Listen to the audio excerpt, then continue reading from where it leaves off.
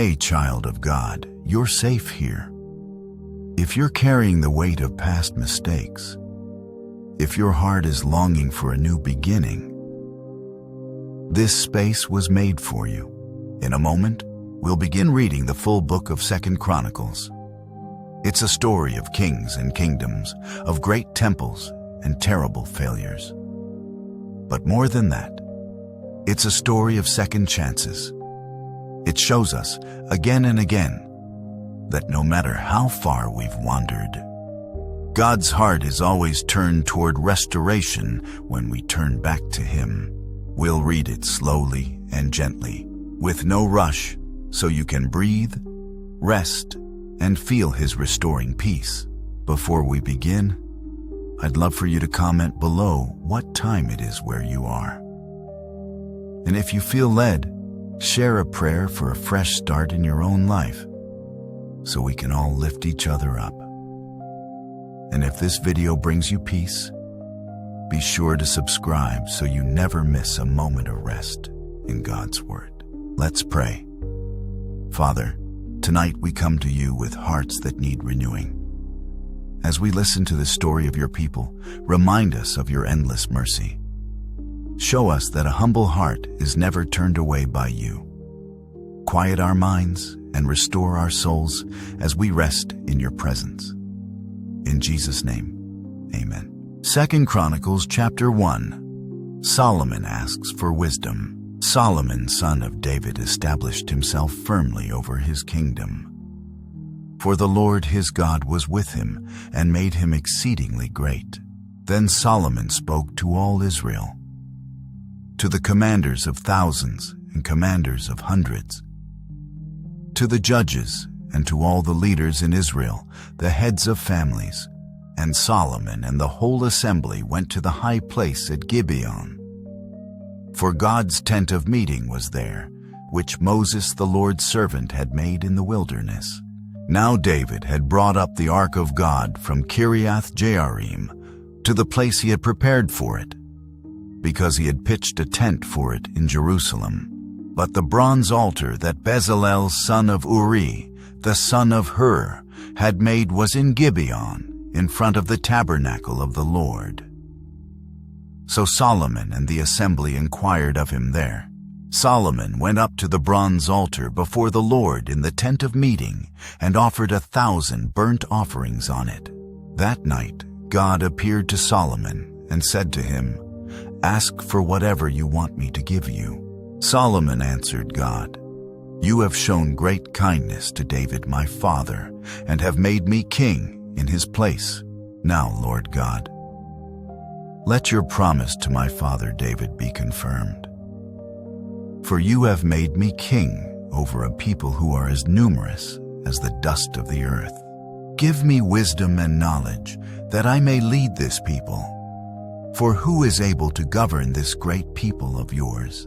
God said to Solomon, "Since this is your heart's desire, and you have not asked for wealth, possessions, or honor, nor for the death of your enemies, and since you have not asked for a long life, but for wisdom and knowledge, to govern my people, over whom I have made you king, therefore wisdom and knowledge will be given you. And I will also give you wealth, possessions, and honor, such as no king who was before you ever had, and none after you will have." Then Solomon went to Jerusalem from the high place at Gibeon, from before the tent of meeting, and he reigned over Israel. Solomon accumulated chariots and horses.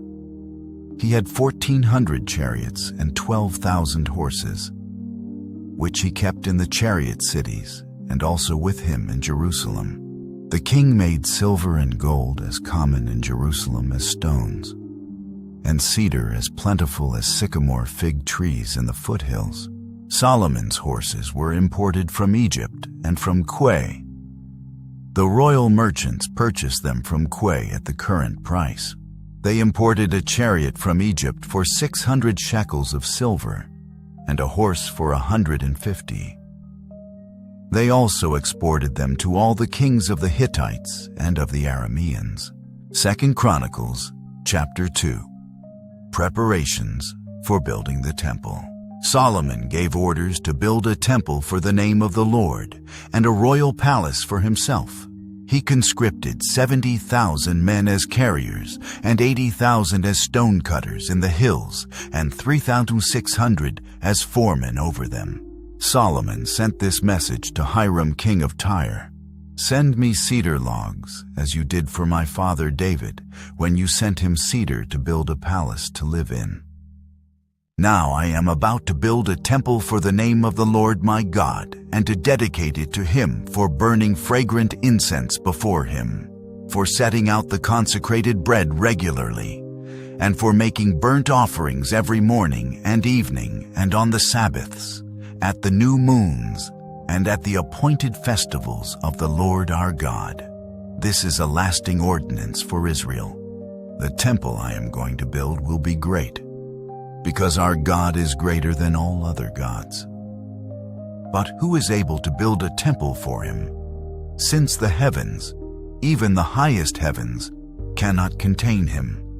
Who then am I to build a temple for him, except as a place to burn sacrifices before him? Send me, therefore, a man skilled to work in gold and silver, bronze and iron, and in purple, crimson and blue yarn, and experienced in the art of engraving, to work in Judah and Jerusalem with my skilled workers, whom my father David provided. Send me also cedar, juniper, and algum logs from Lebanon, for I know that your servants are skilled in cutting timber there. My servants will work with yours, to provide me with plenty of lumber, because the temple I build must be large and magnificent. I will give your servants, the woodsmen who cut the timber, 20,000 cores of ground wheat, 20,000 cores of barley, 20,000 baths of wine, and 20,000 baths of olive oil." Hiram, king of Tyre, replied by letter to Solomon, "Because the Lord loves his people, he has made you their king." And Hiram added, "Praise be to the Lord, the God of Israel, who made heaven and earth. He has given King David a wise son, endowed with intelligence and discernment, who will build a temple for the Lord and a palace for himself. I am sending you Huram-Abi, a man of great skill, whose mother was from Dan and whose father was from Tyre. He is trained to work in gold and silver, bronze and iron, stone and wood, and with purple and blue and crimson yarn and fine linen. He is experienced in all kinds of engraving and can execute any design given to him. He will work with your skilled workers and with those of my lord, David your father. Now let my lord send his servants the wheat and barley and the olive oil and wine he promised.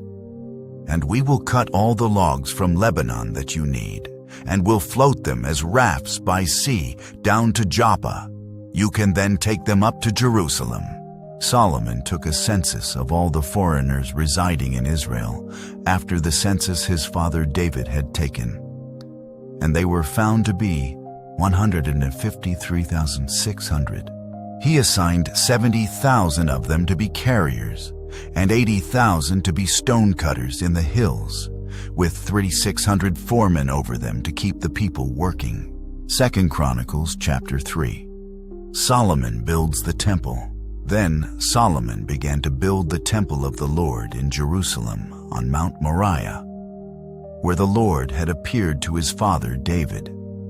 It was on the threshing floor of Araunah the Jebusite, the place provided by David. He began building on the 2nd day of the 2nd month in the 4th year of his reign. The foundation Solomon laid for building the temple of God was 60 cubits long and 20 cubits wide. Using the cubit of the old standard, The portico at the front of the temple was 20 cubits long across the width of the building and 20 cubits high. He overlaid the inside with pure gold. He paneled the main hall with juniper and covered it with fine gold and decorated it with palm tree and chain designs. He adorned the temple with precious stones, and the gold he used was gold of Parvaim.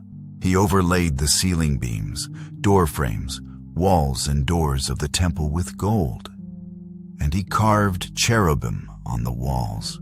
He built the most holy place, its length corresponding to the width of the temple, 20 cubits long and 20 cubits wide. He overlaid the inside with 600 talents of fine gold. The gold nails weighed 50 shekels. He also overlaid the upper parts with gold. For the most holy place, he made a pair of sculptured cherubim and overlaid them with gold. The total wingspan of the cherubim was 20 cubits. One wing of the first cherub was 5 cubits long and touched the temple wall, while its other wing, also 5 cubits long, touched the wing of the other cherub. Similarly, one wing of the second cherub was 5 cubits long and touched the other temple wall, and its other wing, also 5 cubits long, touched the wing of the first cherub. The wings of these cherubim extended 20 cubits. They stood on their feet, facing the main hall. He made the curtain of blue, purple, and crimson yarn and fine linen, with cherubim worked into it. For the front of the temple he made 2 pillars, which together were 35 cubits long, each with a capital 5 cubits high. He made interwoven chains and put them on top of the pillars. He also made 100 pomegranates and attached them to the chains. He erected the pillars in the front of the temple, one to the south and one to the north. The one to the south he named Jachin, and the one to the north Boaz. 2 Chronicles chapter 4. The temple's furnishings. He made a bronze altar 20 cubits long, 20 cubits wide, and 10 cubits high. He made the sea of cast metal, circular in shape, measuring 10 cubits from rim to rim and 5 cubits high. It took a line of 30 cubits to measure around it. Below the rim, figures of bulls encircled it, 10 to a cubit. The bulls were cast in 2 rows in one piece with the sea. The sea stood on 12 bulls, 3 facing north, 3 facing west, 3 facing south, and 3 facing east. The sea rested on top of them, and their hindquarters were toward the center. It was a handbreadth in thickness, and its rim was like the rim of a cup, like a lily blossom. It held 3,000 baths. He then made 10 basins for washing, and placed 5 on the south side and 5 on the north. In them the things to be used for the burnt offerings were rinsed, but the sea was to be used by the priests for washing. He made 10 gold lampstands according to the specifications for them, and placed them in the temple, 5 on the south side and 5 on the north. He made 10 tables and placed them in the temple, 5 on the south side and 5 on the north. He also made 100 gold sprinkling bowls. He made the courtyard of the priests, and the large court and the doors for the court, and overlaid the doors with bronze. He placed the sea on the south side at the southeast corner, and Huram also made the pots and shovels and sprinkling bowls. So Huram finished the work he had undertaken for King Solomon in the temple of God. The 2 pillars, the 2 bowl-shaped capitals on top of the pillars, the 2 sets of network decorating the 2 bowl-shaped capitals on top of the pillars, the 400 pomegranates for the 2 sets of network, 2 rows of pomegranates for each network, decorating the bowl-shaped capitals on top of the pillars, the stands with their basins, the sea and the 12 bulls under it, the pots, shovels, meat forks, and all related articles. All the objects that Huram-Abi made for King Solomon for the temple of the Lord were of polished bronze. The king had them cast in clay molds in the plain of the Jordan, between Succoth and Zarethan. All these things that Solomon made amounted to so much that the weight of the bronze could not be calculated.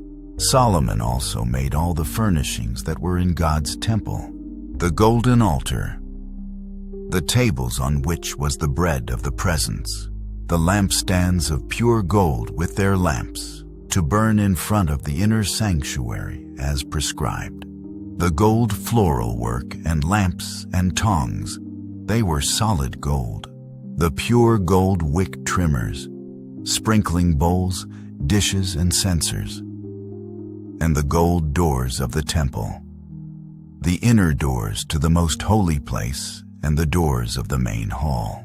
2 Chronicles, chapter 5.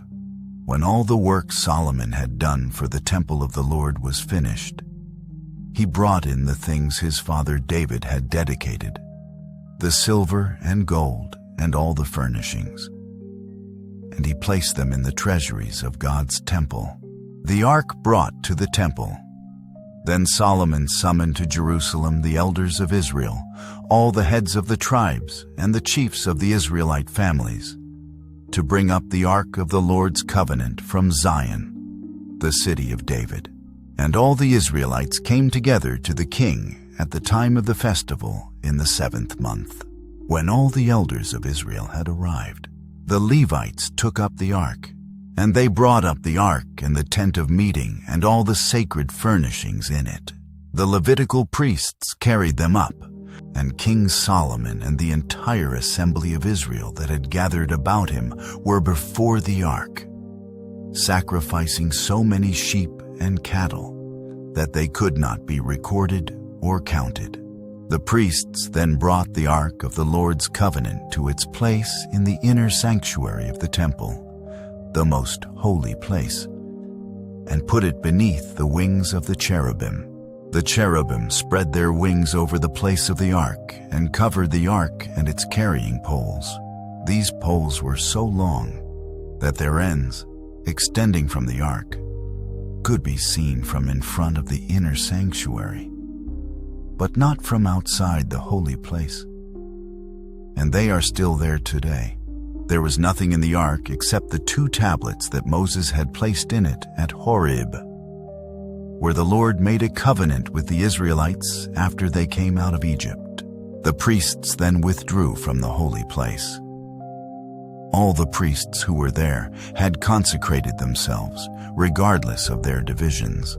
All the Levites who were musicians, Asaph, Heman, Jeduthun, and their sons and relatives, stood on the east side of the altar, dressed in fine linen and playing cymbals, harps, and lyres.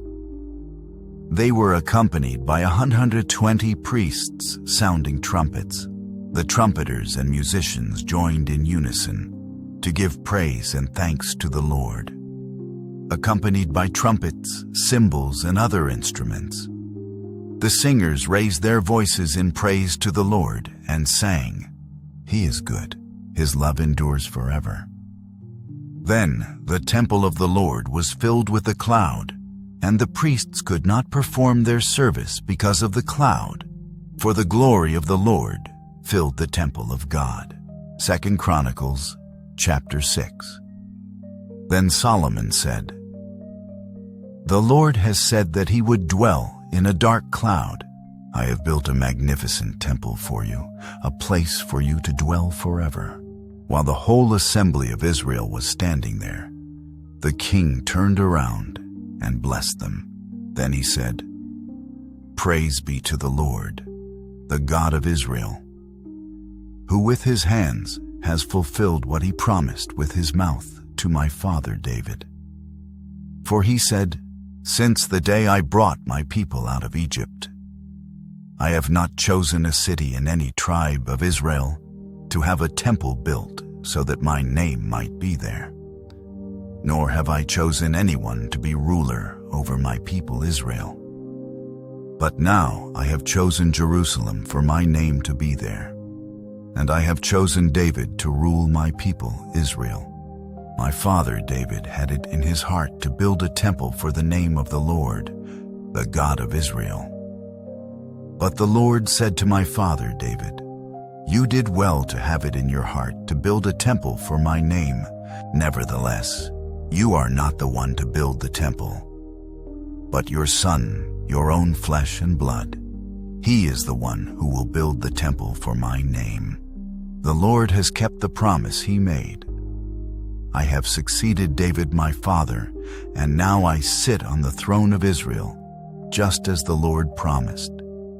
And I have built the temple for the name of the Lord, the God of Israel. There I have placed the ark, in which is the covenant of the Lord that he made with the people of Israel." Solomon's prayer of dedication. Then Solomon stood before the altar of the Lord, in front of the whole assembly of Israel, and spread out his hands. Now he had made a bronze platform, 5 cubits long, 5 cubits wide, and 3 cubits high, and had placed it in the center of the outer court. He stood on the platform and then knelt down before the whole assembly of Israel and spread out his hands toward heaven. He said, "Lord, the God of Israel, there is no God like you in heaven or on earth. You who keep your covenant of love with your servants who continue wholeheartedly in your way. You have kept your promise to your servant David my father. With your mouth you have promised, and with your hand you have fulfilled it, as it is today. Now, Lord, the God of Israel, keep for your servant David my father the promises you made to him when you said, 'You shall never fail to have a successor to sit before me on the throne of Israel. If only your descendants are careful in all they do to walk before me according to my law, as you have done. And now, Lord, the God of Israel, let your word that you promised your servant David come true. But will God really dwell on earth with humans? The heavens, even the highest heavens, cannot contain you. How much less this temple I have built? Yet, Lord my God, give attention to your servant's prayer and his plea for mercy. Hear the cry and the prayer that your servant is praying in your presence. May your eyes be open toward this temple day and night, this place of which you said you would put your name there. May you hear the prayer your servant prays toward this place. Hear the supplications of your servant and of your people Israel when they pray toward this place. Hear from heaven, your dwelling place, and when you hear, forgive. When anyone wrongs their neighbor and is required to take an oath, and they come and swear the oath before your altar in this temple, then hear from heaven and act. Judge between your servants, condemning the guilty and bringing down on their heads what they have done, and vindicating the innocent by treating them in accordance with their innocence. When your people Israel have been defeated by an enemy, because they have sinned against you, and when they turn back and give praise to your name, praying and making supplication before you in this temple, then hear from heaven and forgive the sin of your people Israel, and bring them back to the land you gave to them and their ancestors. When the heavens are shut up and there is no rain, because your people have sinned against you, and when they pray toward this place and give praise to your name, and turn from their sin, because you have afflicted them, then hear from heaven and forgive the sin of your servants, your people Israel. Teach them the right way to live, and send rain on the land you gave your people for an inheritance. When famine or plague comes to the land, or blight or mildew, locusts or grasshoppers, or when enemies besiege them in any of their cities, whatever disaster or disease may come, and when a prayer or plea is made by anyone among your people Israel, being aware of their afflictions and pains, and spreading out their hands toward this temple, then hear from heaven, your dwelling place. Forgive and deal with everyone according to all they do, since you know their hearts. For you alone know the human heart, so that they will fear you and walk in obedience to you all the time they live in the land you gave our ancestors. As for the foreigner who does not belong to your people Israel, but has come from a distant land because of your great name and your mighty hand and your outstretched arm, when they come and pray toward this temple, then hear from heaven, your dwelling place. Do whatever the foreigner asks of you, so that all the peoples of the earth may know your name and fear you, as do your own people Israel, and may know that this house I have built bears your name. When your people go to war against their enemies, wherever you send them, and when they pray to you toward this city you have chosen and the temple I have built for your name, then hear from heaven their prayer and their plea, and uphold their cause. When they sin against you, for there is no one who does not sin, and you become angry with them and give them over to the enemy, who takes them captive to a land far away or near. And if they have a change of heart in the land where they are held captive, and repent and plead with you in the land of their captivity, and say, we have sinned, we have done wrong and acted wickedly, and if they turn back to you with all their heart and soul in the land of their captivity where they were taken, and pray toward the land you gave their ancestors, toward the city you have chosen, and toward the temple I have built for your name, then from heaven, your dwelling place, hear their prayer and their pleas, and uphold their cause, and forgive your people who have sinned against you. Now, my God, may your eyes be open and your ears attentive to the prayers offered in this place.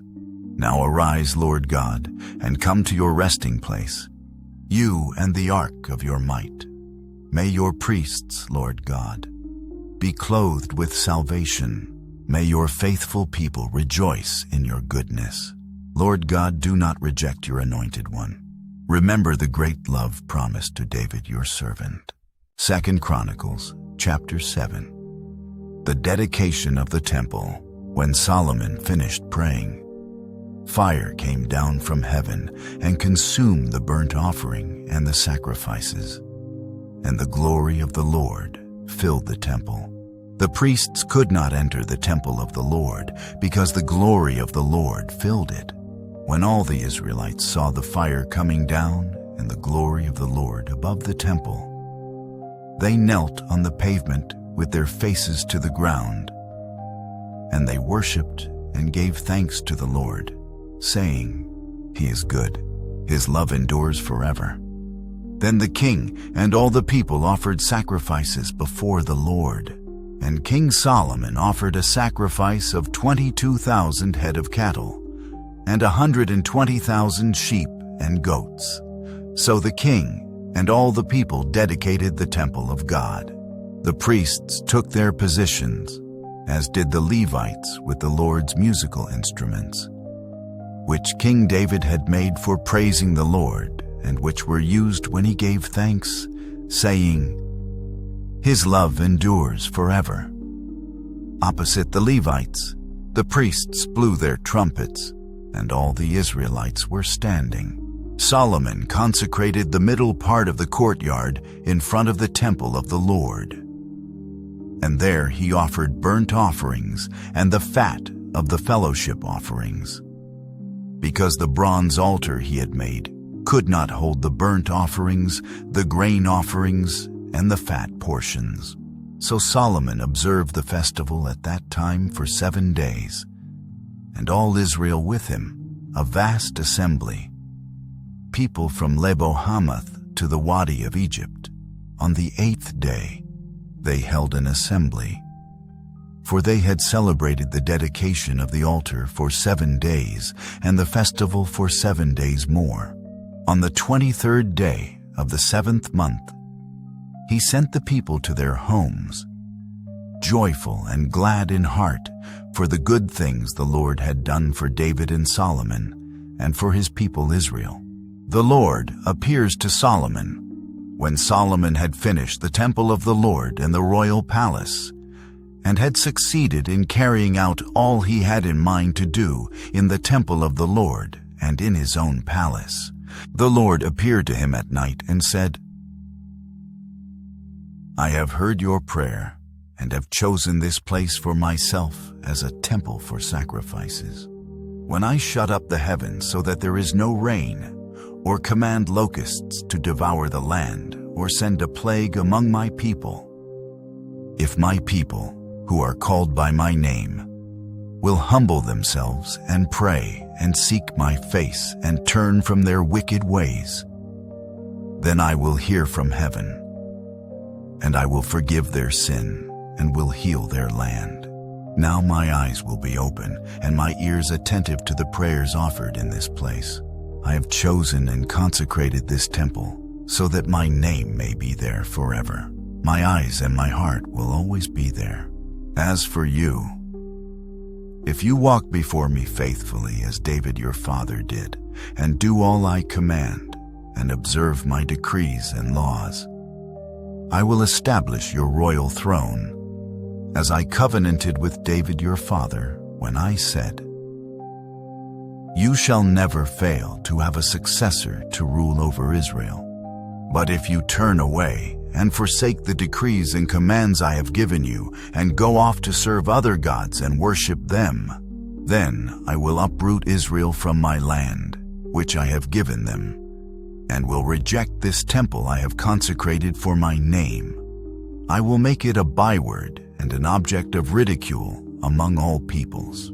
This temple will become a heap of rubble. All who pass by will be appalled and say, 'Why has the Lord done such a thing to this land and to this temple?'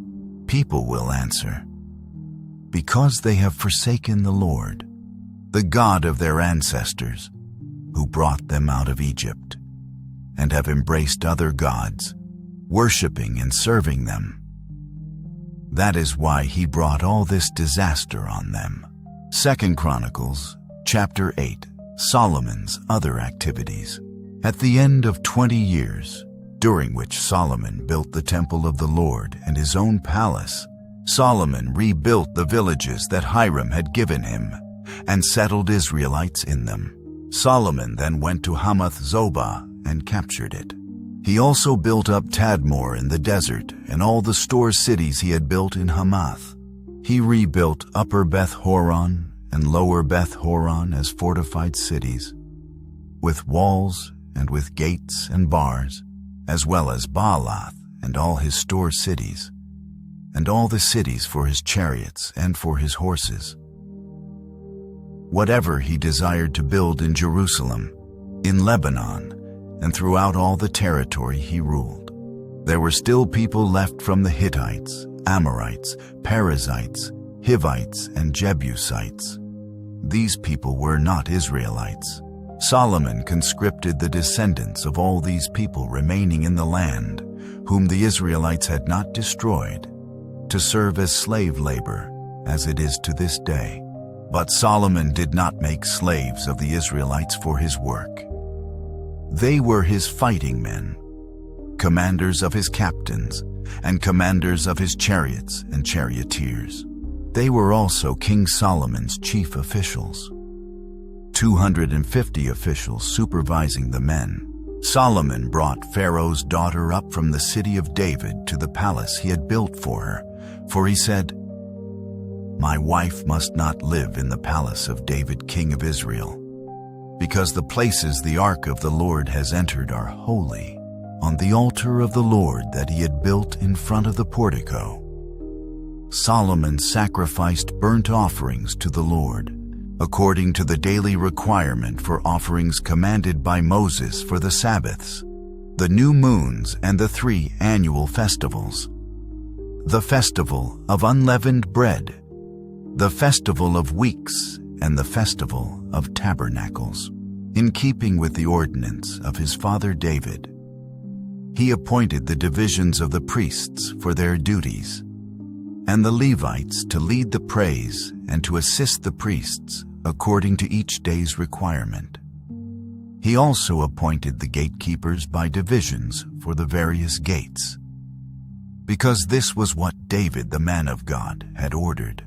They did not deviate from the king's commands to the priests or to the Levites in any matter, including that of the treasuries.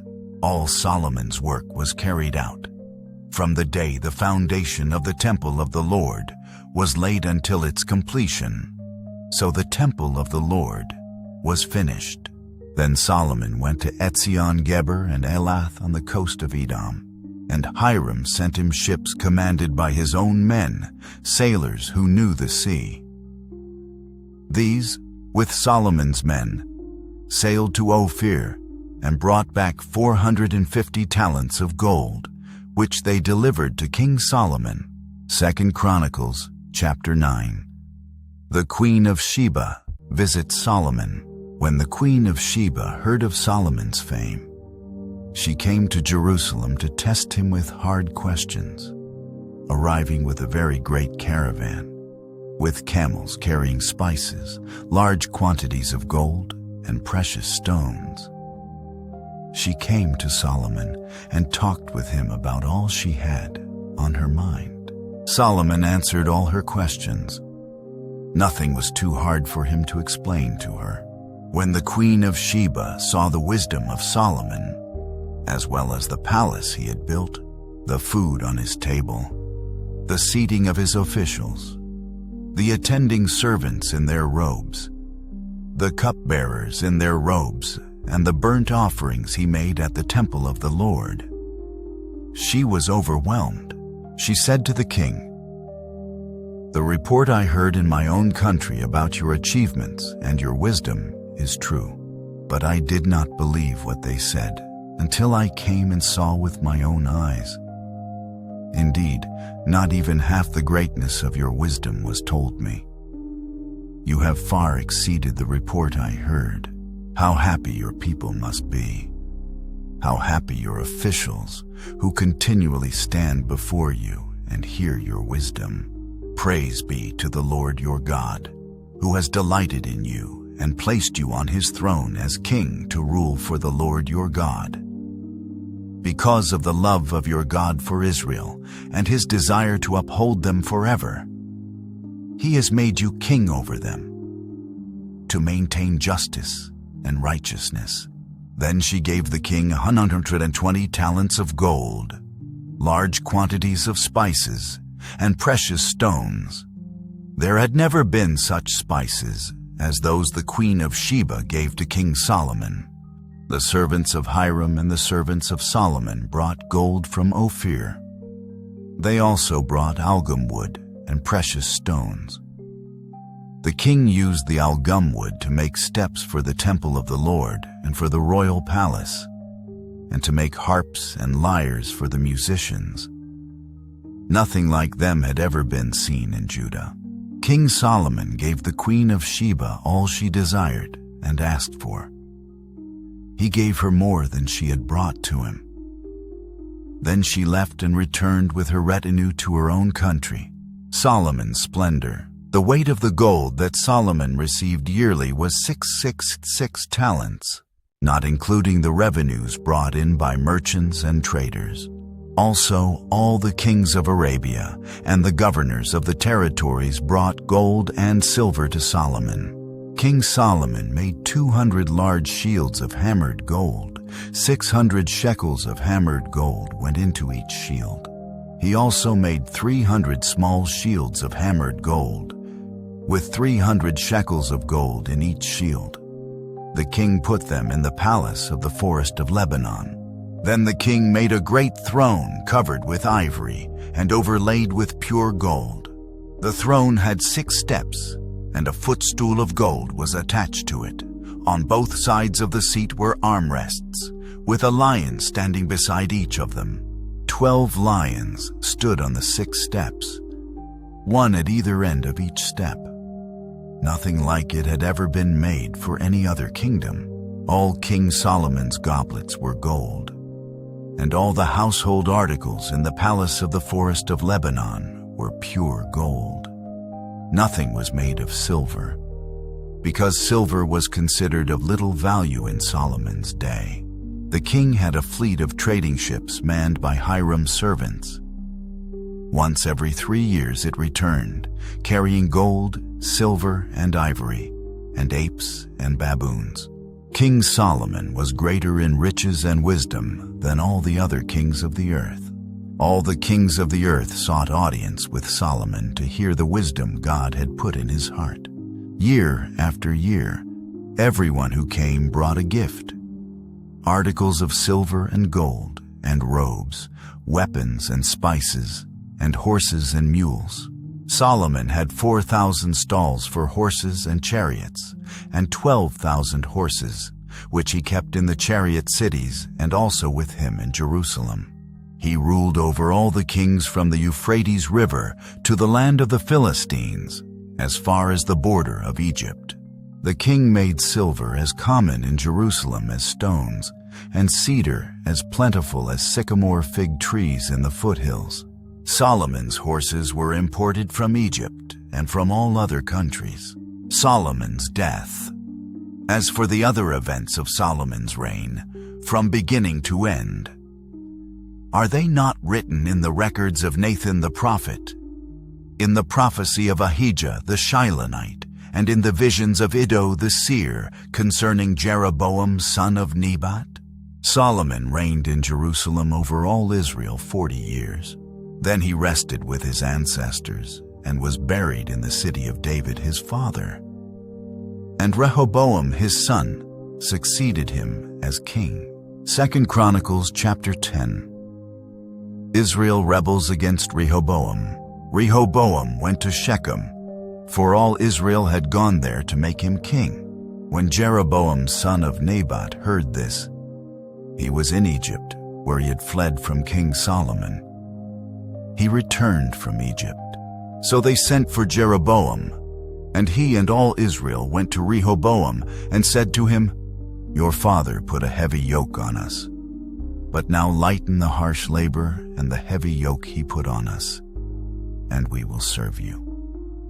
Rehoboam answered, "Come back to me in 3 days." So the people went away. Then King Rehoboam consulted the elders who had served his father Solomon during his lifetime. "How would you advise me to answer these people?" he asked. They replied, "If you will be kind to these people and please them and give them a favorable answer, they will always be your servants." But Rehoboam rejected the advice the elders gave him and consulted the young men who had grown up with him and were serving him. He asked them, "What is your advice? How should we answer these people who say to me, 'Lighten the yoke your father put on us'?" The young men who had grown up with him replied, "The people have said to you, 'Your father put a heavy yoke on us, but make our yoke lighter.'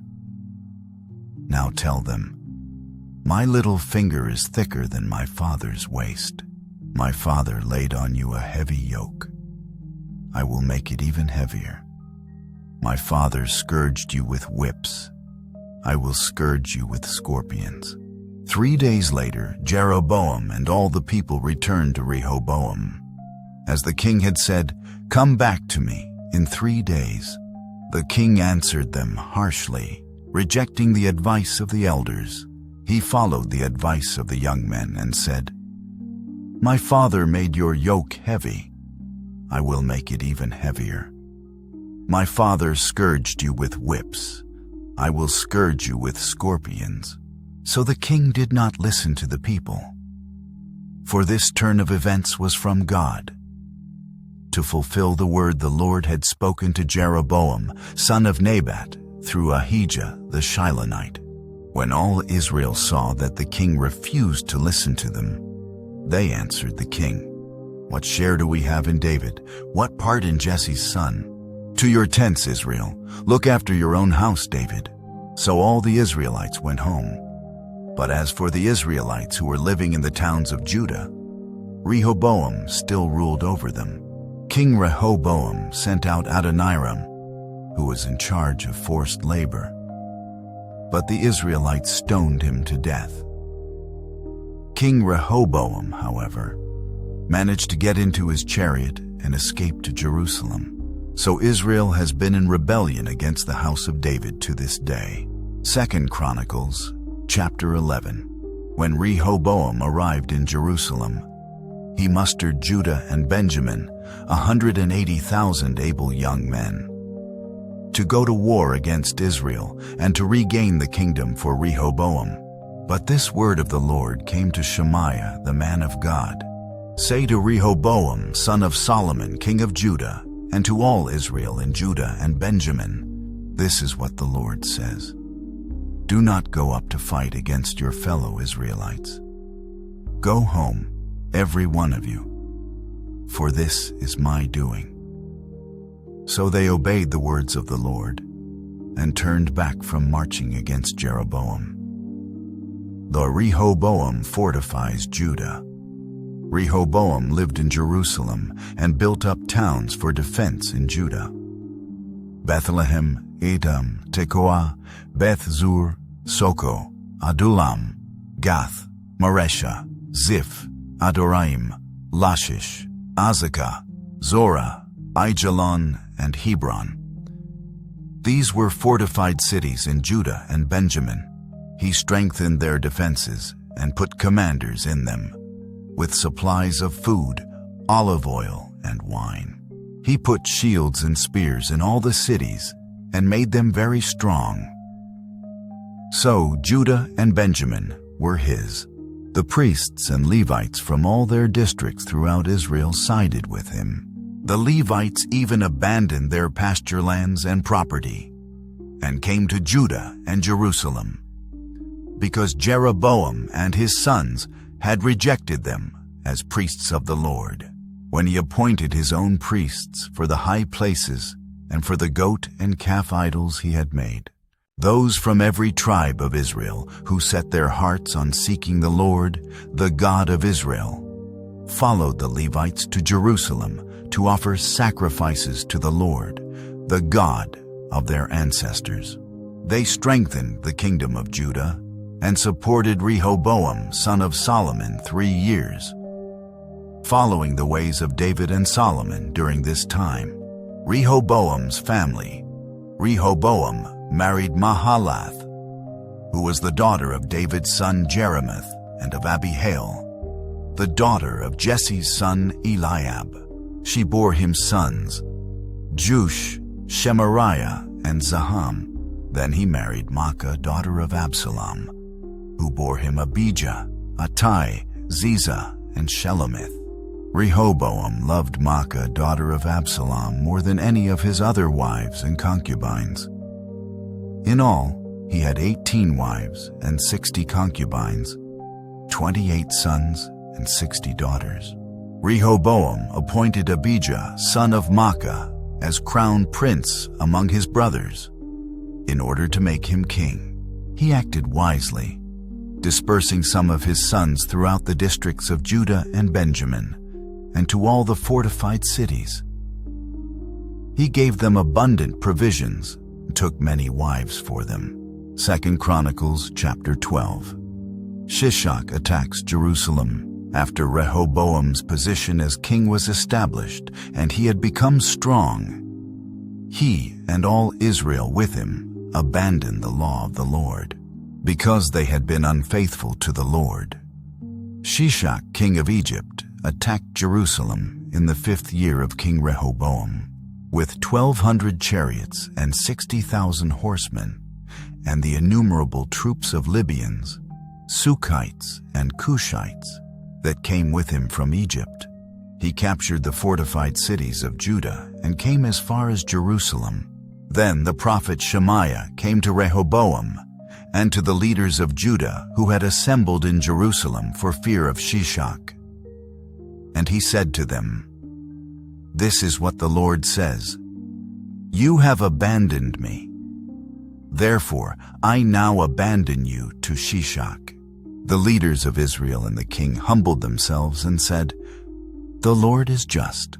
When the Lord saw that they humbled themselves, this word of the Lord came to Shemaiah: "Since they have humbled themselves, I will not destroy them, but will soon give them deliverance. My wrath will not be poured out on Jerusalem through Shishak.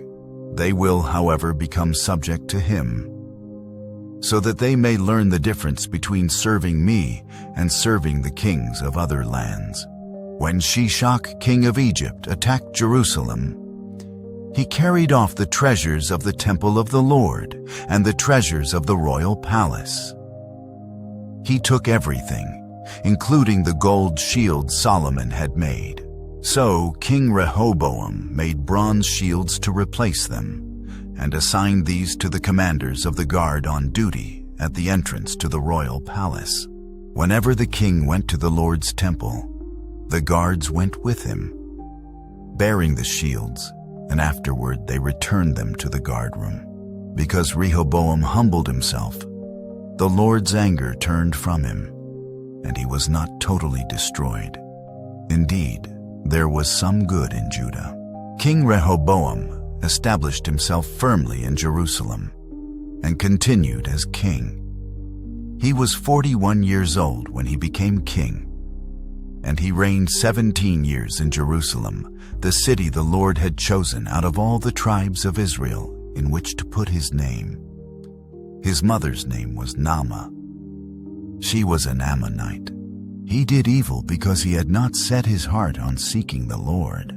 As for the events of Rehoboam's reign, from beginning to end, are they not written in the records of Shemaiah the prophet and of Iddo the seer that deal with genealogies?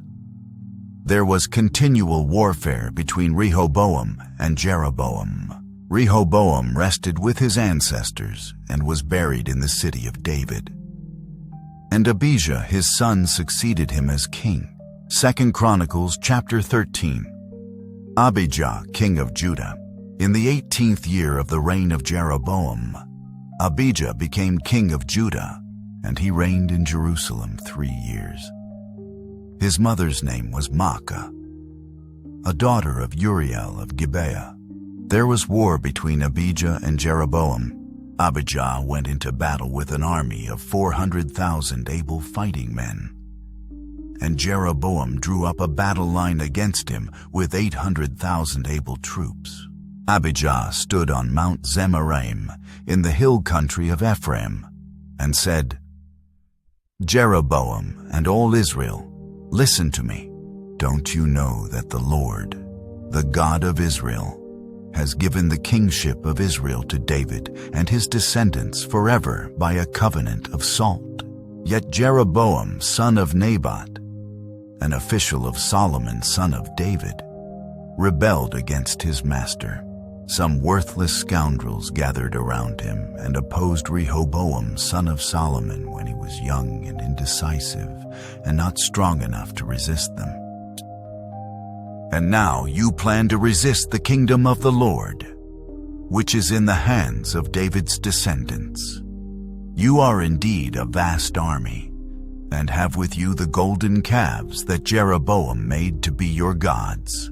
But didn't you drive out the priests of the Lord, the sons of Aaron, and the Levites, and make priests of your own, as the peoples of other lands do? Whoever comes to consecrate himself with a young bull and 7 rams may become a priest of what are not gods. As for us, the Lord is our God, and we have not forsaken him. The priests who serve the Lord are sons of Aaron, and the Levites assist them. Every morning and evening they present burnt offerings and fragrant incense to the Lord. They set out the bread on the ceremonially clean table and light the lamps on the gold lampstand every evening. We are observing the requirements of the Lord our God. But you have forsaken him. God is with us. He is our leader. His priests with their trumpets will sound the battle cry against you. People of Israel, do not fight against the Lord, the God of your ancestors, for you will not succeed. Now Jeroboam had sent troops around to the rear, so that while he was in front of Judah, the ambush was behind them. Judah turned and saw that they were being attacked at both front and rear. Then they cried out to the Lord. The priests blew their trumpets, and the men of Judah raised the battle cry. At the sound of their battle cry, God routed Jeroboam and all Israel before Abijah and Judah. The Israelites fled before Judah, and God delivered them into their hands. Abijah and his troops inflicted heavy losses on them, so that there were 500,000 casualties among Israel's able men. The Israelites were subdued on that occasion, and the people of Judah were victorious because they relied on the Lord, the God of their ancestors. Abijah pursued Jeroboam and took from him the towns of Bethel, Jeshanah, and Ephron, with their surrounding villages. Jeroboam did not regain power during the time of Abijah, and the Lord struck him down, and he died. But Abijah grew in strength. He married 14 wives and had 22 sons and 16 daughters. The other events of Abijah's reign, what he did and what he said, are written in the annotations of the prophet Iddo. 2 Chronicles, chapter 14. And Abijah rested with his ancestors and was buried in the city of David. Asa his son succeeded him as king, and in his days the country was at peace for 10 years. Asa king of Judah, Asa did what was good and right in the eyes of the Lord his God. He removed the foreign altars and the high places, smashed the sacred stones, and cut down the Asherah poles. He commanded Judah to seek the Lord, the God of their ancestors, and to obey his laws and commands. He removed the high places and incense altars in every town in Judah, and the kingdom was at peace under him. He built up the fortified cities of Judah, since the land was at peace. No one was at war with him during those years, for the Lord gave him rest. Let us build up these towns, he said to Judah, and put walls around them with towers, gates, and bars. The land is still ours, because we have sought the Lord our God. We sought him, and he has given us rest on every side. So they built and prospered. Asa had an army of 300,000 men from Judah, equipped with large shields and with spears, and 280,000 from Benjamin, armed with small shields and with bows. All these were brave fighting men. Zerah the Cushite marched out against them with an army of thousands upon thousands and 300 chariots, and came as far as Mareshah. Asa went out to meet him, and they took up battle positions in the valley of Zephathah near Mareshah. Then Asa called to the Lord his God and said, Lord, there is no one like you to help the powerless against the mighty. Help us, Lord our God, for we rely on you, and in your name we have come against this vast army. Lord, you are our God. Do not let mere mortals prevail against you. The Lord struck down the Cushites before Asa and Judah. The Cushites fled, and Asa and his army pursued them as far as Gerar. Such a great number of Cushites fell that they could not recover. They were crushed before the Lord and his forces. the men of Judah carried off a large amount of plunder. They destroyed all the villages around Gerar, for the terror of the Lord had fallen on them. They looted all these villages, since there was much plunder there. They also attacked the camps of the herders and carried off droves of sheep and goats and camels. Then they returned to Jerusalem. 2 Chronicles chapter 15. Asa's reform. The Spirit of God came on Azariah, son of Oded. He went out to meet Asa and said to him, "Listen to me, Asa, and all Judah and Benjamin. The Lord is with you when you are with him. If you seek him, he will be found by you. But if you forsake him, he will forsake you." For a long time, Israel was without the true God, without a priest to teach, and without the law. But in their distress they turned to the Lord, the God of Israel, and sought him, and he was found by them. In those days, it was not safe to travel about, for all the inhabitants of the lands were in great turmoil. One nation was being crushed by another, and one city by another, because God was troubling them with every kind of distress.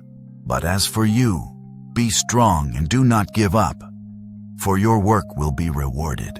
When Asa heard these words and the prophecy of Azariah, son of Oded the prophet, he took courage.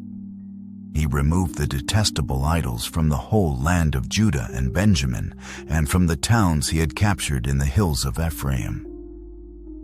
He repaired the altar of the Lord that was in front of the portico of the Lord's temple. Then he assembled all Judah and Benjamin, and the people from Ephraim, Manasseh, and Simeon, who had settled among them. For large numbers had come over to him from Israel when they saw that the Lord his God was with him. They assembled at Jerusalem in the 3rd month of the 15th year of Asa's reign.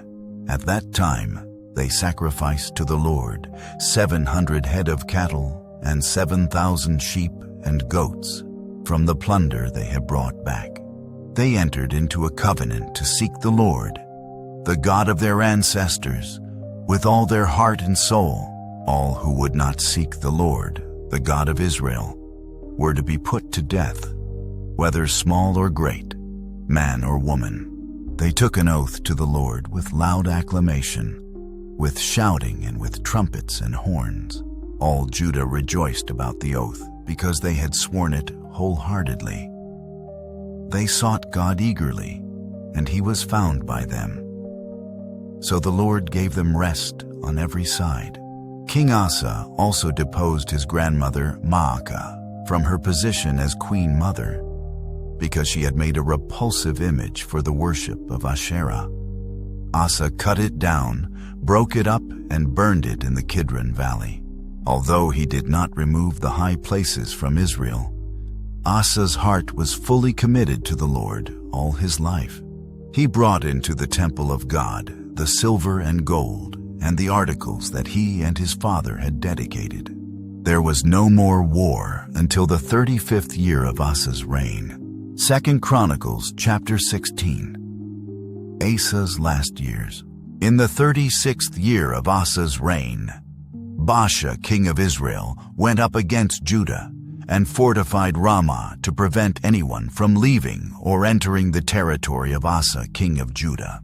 Asa then took the silver and gold out of the treasuries of the Lord's temple and of his own palace, and sent it to Ben-Hadad, king of Aram, who was ruling in Damascus. "Let there be a treaty between me and you," he said, "as there was between my father and your father. See, I am sending you silver and gold. Now break your treaty with Baasha, king of Israel, so he will withdraw from me." Ben-Hadad agreed with King Asa and sent the commanders of his forces against the towns of Israel. They conquered Ijon, Dan, Abel-Maim, and all the store cities of Naphtali. When Baasha heard this, he stopped building Ramah and abandoned his work. Then King Asa brought all the men of Judah, and they carried away from Ramah the stones and timber Baasha had been using. With them he built up Geba and Mizpah. At that time Hanani the seer came to Asa king of Judah and said to him, "Because you relied on the king of Aram and not on the Lord your God, the army of the king of Aram has escaped from your hand. Were not the Cushites and Libyans a mighty army with great numbers of chariots and horsemen? Yet when you relied on the Lord, he delivered them into your hand. For the eyes of the Lord range throughout the earth to strengthen those whose hearts are fully committed to him. You have done a foolish thing, and from now on you will be at war." Asa was angry with the seer because of this. He was so enraged that he put him in prison. At the same time, Asa brutally oppressed some of the people. The events of Asa's reign, from beginning to end, are written in the book of the kings of Judah and Israel. In the 39th year of his reign, Asa was afflicted with a disease in his feet. Though his disease was severe, even in his illness, he did not seek help from the Lord, but only from the physicians. Then in the 41st year of his reign, Asa died and rested with his ancestors. They buried him in the tomb that he had cut out for himself in the city of David. They laid him on a bier covered with spices and various blended perfumes, and they made a huge fire in his honor. 2 Chronicles chapter 17. Jehoshaphat, king of Judah. Jehoshaphat his son succeeded him as king and strengthened himself against Israel. He stationed troops in all the fortified cities of Judah and put garrisons in Judah and in the towns of Ephraim that his father Asa had captured. The Lord was with Jehoshaphat because he followed the ways of his father David before him. He did not consult the Baals, but sought the God of his father and followed his commands rather than the practices of Israel. The Lord established the kingdom under his control, and all Judah brought gifts to Jehoshaphat, so that he had great wealth and honor. His heart was devoted to the ways of the Lord.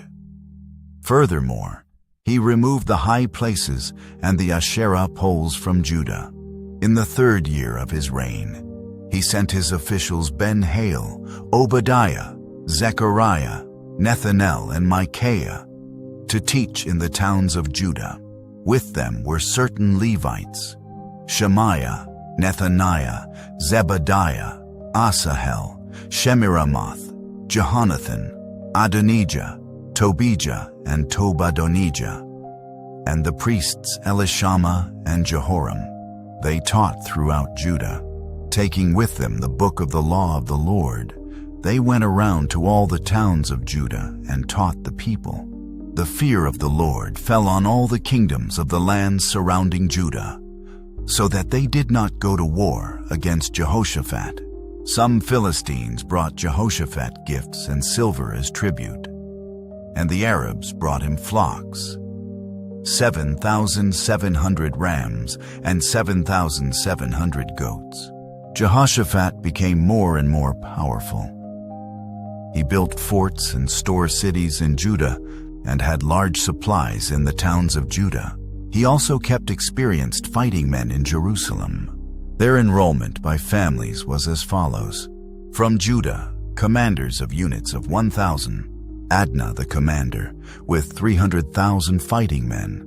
Next, Jehohanan the commander, with 280,000. Next, Amashah son of Zikri, who volunteered himself for the service of the Lord, with 200,000. From Benjamin, Eliada, a valiant soldier, with 200,000 men armed with bows and shields.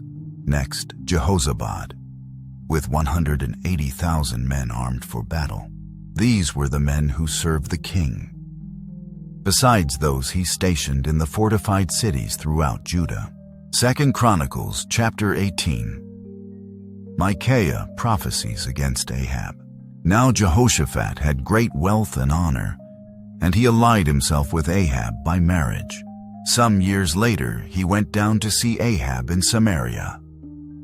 Ahab slaughtered many sheep and cattle for him and the people with him, and urged him to attack Ramoth-Gilead.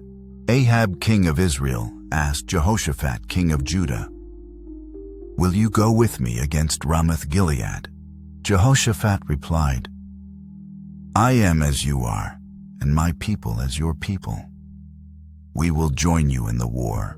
But Jehoshaphat also said to the king of Israel, "First seek the counsel of the Lord."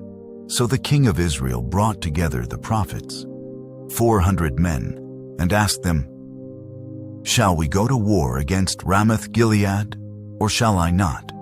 "Go," they answered, "for God will give it into the king's hand." But Jehoshaphat asked, "Is there no longer a prophet of the Lord here whom we can inquire of?" The king of Israel answered Jehoshaphat, "There is still one prophet through whom we can inquire of the Lord. But I hate him because he never prophesies anything good about me, but always bad. He is Micaiah, son of Imlah." The king should not say such a thing. Jehoshaphat replied.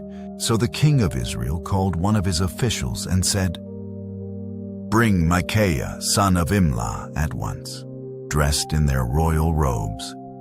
The king of Israel and Jehoshaphat, king of Judah, were sitting on their thrones at the threshing floor by the entrance of the gate of Samaria, with all the prophets prophesying before them.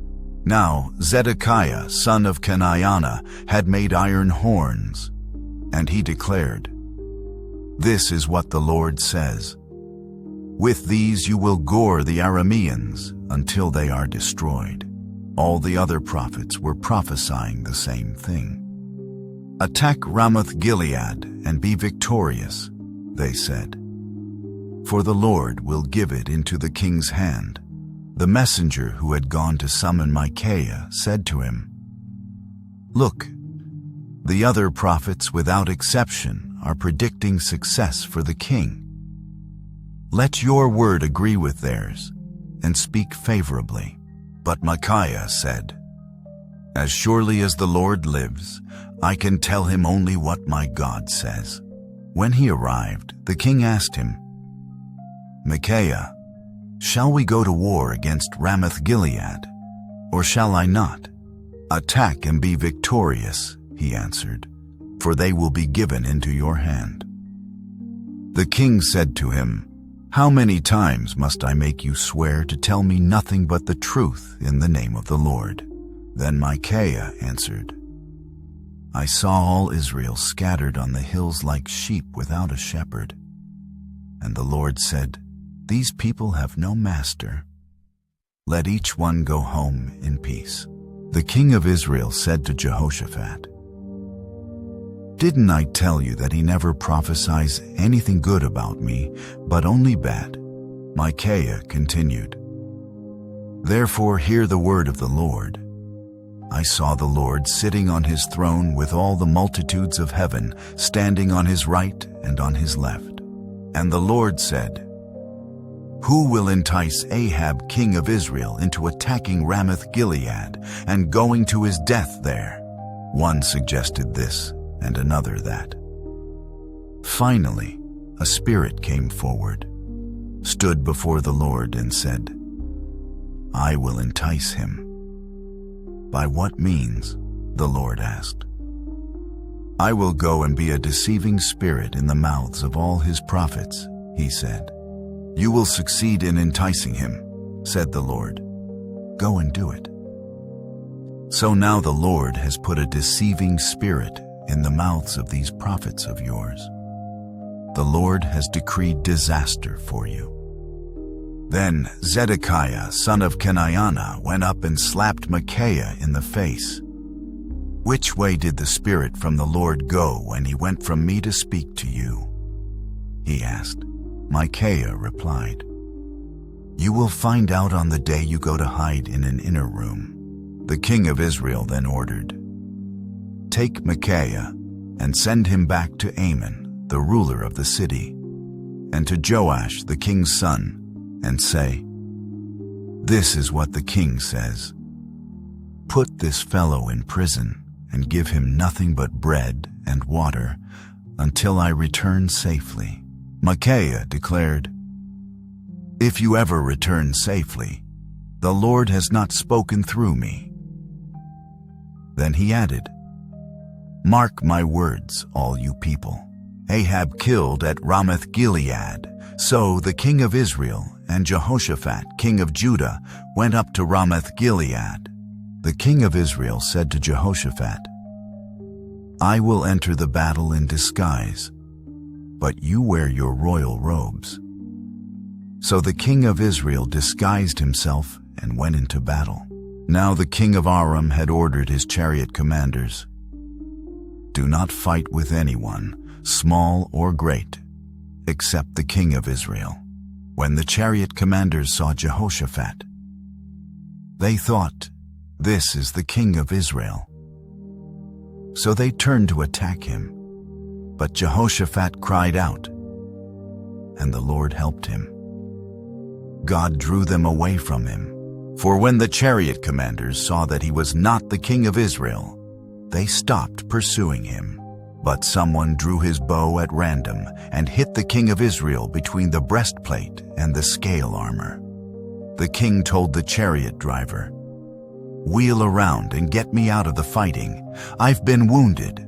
All day long the battle raged, and the king of Israel propped himself up in his chariot, facing the Arameans until evening. Then at sunset he died. 2 Chronicles, chapter 19. When Jehoshaphat, king of Judah, returned safely to his palace in Jerusalem, Jehu the seer, the son of Hanani, went out to meet him and said to the king, "Should you help the wicked and love those who hate the Lord? Because of this, the wrath of the Lord is on you. There is, however, some good in you. For you have rid the land of the Asherah poles and have set your heart on seeking God." Jehoshaphat appoints judges. Jehoshaphat lived in Jerusalem, and he went out again among the people from Beersheba to the hill country of Ephraim, and turned them back to the Lord, the God of their ancestors. He appointed judges in the land, in each of the fortified cities of Judah. He told them, "Consider carefully what you do, because you are not judging for mere mortals, but for the Lord, who is with you whenever you give a verdict. Now let the fear of the Lord be on you. Judge carefully, for with the Lord our God there is no injustice or partiality or bribery."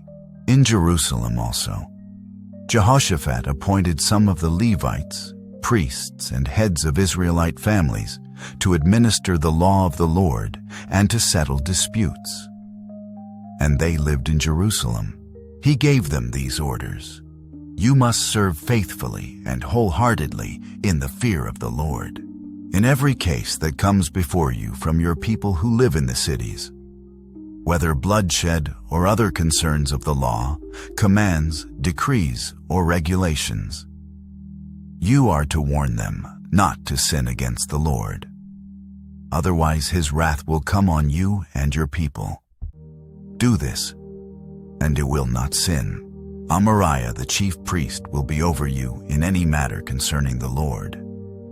And Zebediah son of Ishmael, the leader of the tribe of Judah, will be over you in any matter concerning the king. And the Levites will serve as officials before you. Act with courage, and may the Lord be with those who do well." 2 Chronicles chapter 20. Jehoshaphat defeats Moab and Ammon. After this, the Moabites and Ammonites with some of the Meunites came to wage war against Jehoshaphat. Some people came and told Jehoshaphat, "A vast army is coming against you from Edom, from the other side of the Dead Sea. It is already in Hazazon Tamar," that is, En-Gedi. Alarmed, Jehoshaphat resolved to inquire of the Lord, and he proclaimed a fast for all Judah. The people of Judah came together to seek help from the Lord. Indeed, they came from every town in Judah to seek him. Then Jehoshaphat stood up in the assembly of Judah and Jerusalem at the temple of the Lord in the front of the new courtyard and said, "Lord, the God of our ancestors, are you not the God who is in heaven? You rule over all the kingdoms of the nations. Power and might are in your hand, and no one can withstand you, our God. Did you not drive out the inhabitants of this land before your people Israel, and give it forever to the descendants of Abraham your friend? They have lived in it and have built in it a sanctuary for your name, saying, 'If calamity comes upon us, whether the sword of judgment or plague or famine, we will stand in your presence before this temple that bears your name, and will cry out to you in our distress, and you will hear us and save us.' But now here are men from Ammon, Moab, and Mount Seir, whose territory you would not allow Israel to invade when they came from Egypt. So they turned away from them and did not destroy them. See how they are repaying us by coming to drive us out of the possession you gave us as an inheritance. Our God, will you not judge them? For we have no power to face this vast army that is attacking us. We do not know what to do, but our eyes are on you." All the men of Judah, with their wives and children and little ones, stood there before the Lord. Then the Spirit of the Lord came on Jahaziel, son of Zechariah, the son of Benaiah, the son of Jael, the son of Mattaniah, a Levite and descendant of Asaph. As he stood in the assembly, he said, "Listen, King Jehoshaphat, and all who live in Judah and Jerusalem. This is what the Lord says to you. Do not be afraid or discouraged because of this vast army. For the battle is not yours, but God's. Tomorrow march down against them. They will be climbing up by the pass of Ziz, and you will find them at the end of the gorge, in the desert of Jeruel. You will not have to fight this battle. Take up your positions, stand firm, and see the deliverance the Lord will give you, Judah and Jerusalem. Do not be afraid. Do not be discouraged. Go out to face them tomorrow, and the Lord will be with you." Jehoshaphat bowed down with his face to the ground, and all the people of Judah and Jerusalem fell down in worship before the Lord. Then some Levites from the Kohathites and Korahites stood up and praised the Lord, the God of Israel, with a very loud voice. Early in the morning they left for the desert of Tekoa. As they set out, Jehoshaphat stood and said, "Listen to me, Judah and people of Jerusalem. Have faith in the Lord your God, and you will be upheld. Have faith in his prophets, and you will be successful." After consulting the people, Jehoshaphat appointed men to sing to the Lord and to praise him for the splendor of his holiness as they went out at the head of the army, saying, "Give thanks to the Lord, for his love endures forever." As they began to sing and praise, the Lord set ambushes against the men of Ammon and Moab and Mount Seir who were invading Judah, and they were defeated. The Ammonites and Moabites rose up against the men from Mount Seir to destroy and annihilate them. After they finished slaughtering the men from Seir, they helped to destroy one another. When the men of Judah came to the place that overlooks the desert and looked toward the vast army, they saw only dead bodies lying on the ground. No one had escaped. So Jehoshaphat and his men went to carry off their plunder, and they found among them a great amount of equipment and clothing, and also articles of value, more than they could take away. There was so much plunder that it took 3 days to collect it. On the 4th day, they assembled in the valley of Berakah, where they praised the Lord. This is why it is called the Valley of Berakah to this day. Then, led by Jehoshaphat, all the men of Judah and Jerusalem returned joyfully to Jerusalem, for the Lord had given them cause to rejoice over their enemies. They entered Jerusalem and went to the temple of the Lord with harps and lyres and trumpets. The fear of God came on all the surrounding kingdoms when they heard how the Lord had fought against the enemies of Israel. And the kingdom of Jehoshaphat was at peace, for his God had given him rest on every side. The end of Jehoshaphat's reign. So Jehoshaphat reigned over Judah. He was 35 years old when he became king of Judah, and he reigned in Jerusalem 25 years. His mother's name was Azubah, daughter of Shilhi. He followed the ways of his father Asa and did not stray from them. He did what was right in the eyes of the Lord. The high places, however, were not removed, and the people still had not set their hearts on the God of their ancestors. The other events of Jehoshaphat's reign, from beginning to end, are written in the annals of Jehu son of Hanani, which are recorded in the book of the kings of Israel. Later, Jehoshaphat, king of Judah, made an alliance with Ahaziah, king of Israel, whose ways were wicked. He agreed with him to construct a fleet of trading ships. After these were built at Etzion-Geber, Eleazar, son of Dodavahu of Mareshah, prophesied against Jehoshaphat, saying, "Because you have made an alliance with Ahaziah, the Lord will destroy what you have made." The ships were wrecked and were not able to set sail to trade. 2 Chronicles, chapter 21. Then Jehoshaphat rested with his ancestors and was buried with them in the city of David. And Jehoram his son succeeded him as king. Jehoram's brothers, the sons of Jehoshaphat, were Azariah, Jehiel, Zechariah, Azariahu, Michael, and Shephatiah. All these were sons of Jehoshaphat, king of Israel. Their father had given them many gifts of silver and gold and articles of value, as well as fortified cities in Judah.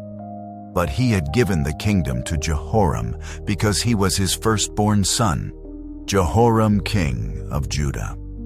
When Jehoram established himself firmly over his father's kingdom, he put all his brothers to the sword, along with some of the officials of Israel.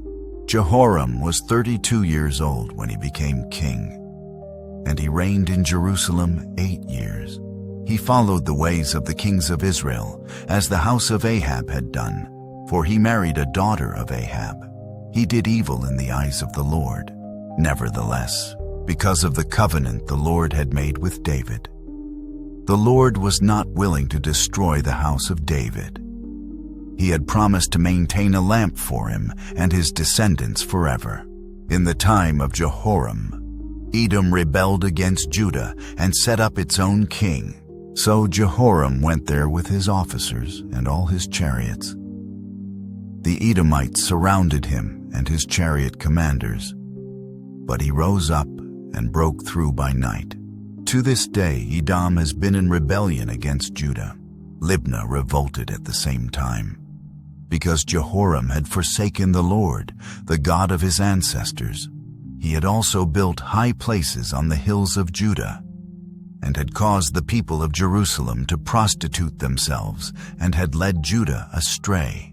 Jehoram received a letter from Elijah the prophet, which said, "This is what the Lord, the God of your father David, says. You have not followed the ways of your father Jehoshaphat or of Asa king of Judah, but you have followed the ways of the kings of Israel. And you have led Judah and the people of Jerusalem to prostitute themselves, just as the house of Ahab did. You have also murdered your own brothers, members of your own family, men who were better than you. So now the Lord is about to strike your people, your sons, your wives, and everything that is yours, with a heavy blow. You yourself will be very ill with a lingering disease of the bowels, until the disease causes your bowels to come out. The Lord aroused against Jehoram the hostility of the Philistines and of the Arabs who lived near the Cushites.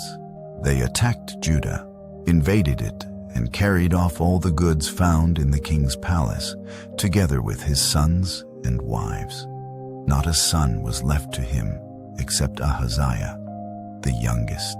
After all this, the Lord afflicted Jehoram with an incurable disease of the bowels. In the course of time, at the end of the 2nd year, his bowels came out because of the disease, and he died in great pain. His people made no funeral fire in his honor, as they had for his predecessors. Jehoram was 32 years old when he became king, and he reigned in Jerusalem 8 years. He passed away, to no one's regret, and was buried in the city of David, but not in the tombs of the kings. 2 Chronicles chapter 22. Ahaziah, king of Judah, the people of Jerusalem made Ahaziah, Jehoram's youngest son, king in his place, since the raiders, who came with the Arabs into the camp, had killed all the older sons.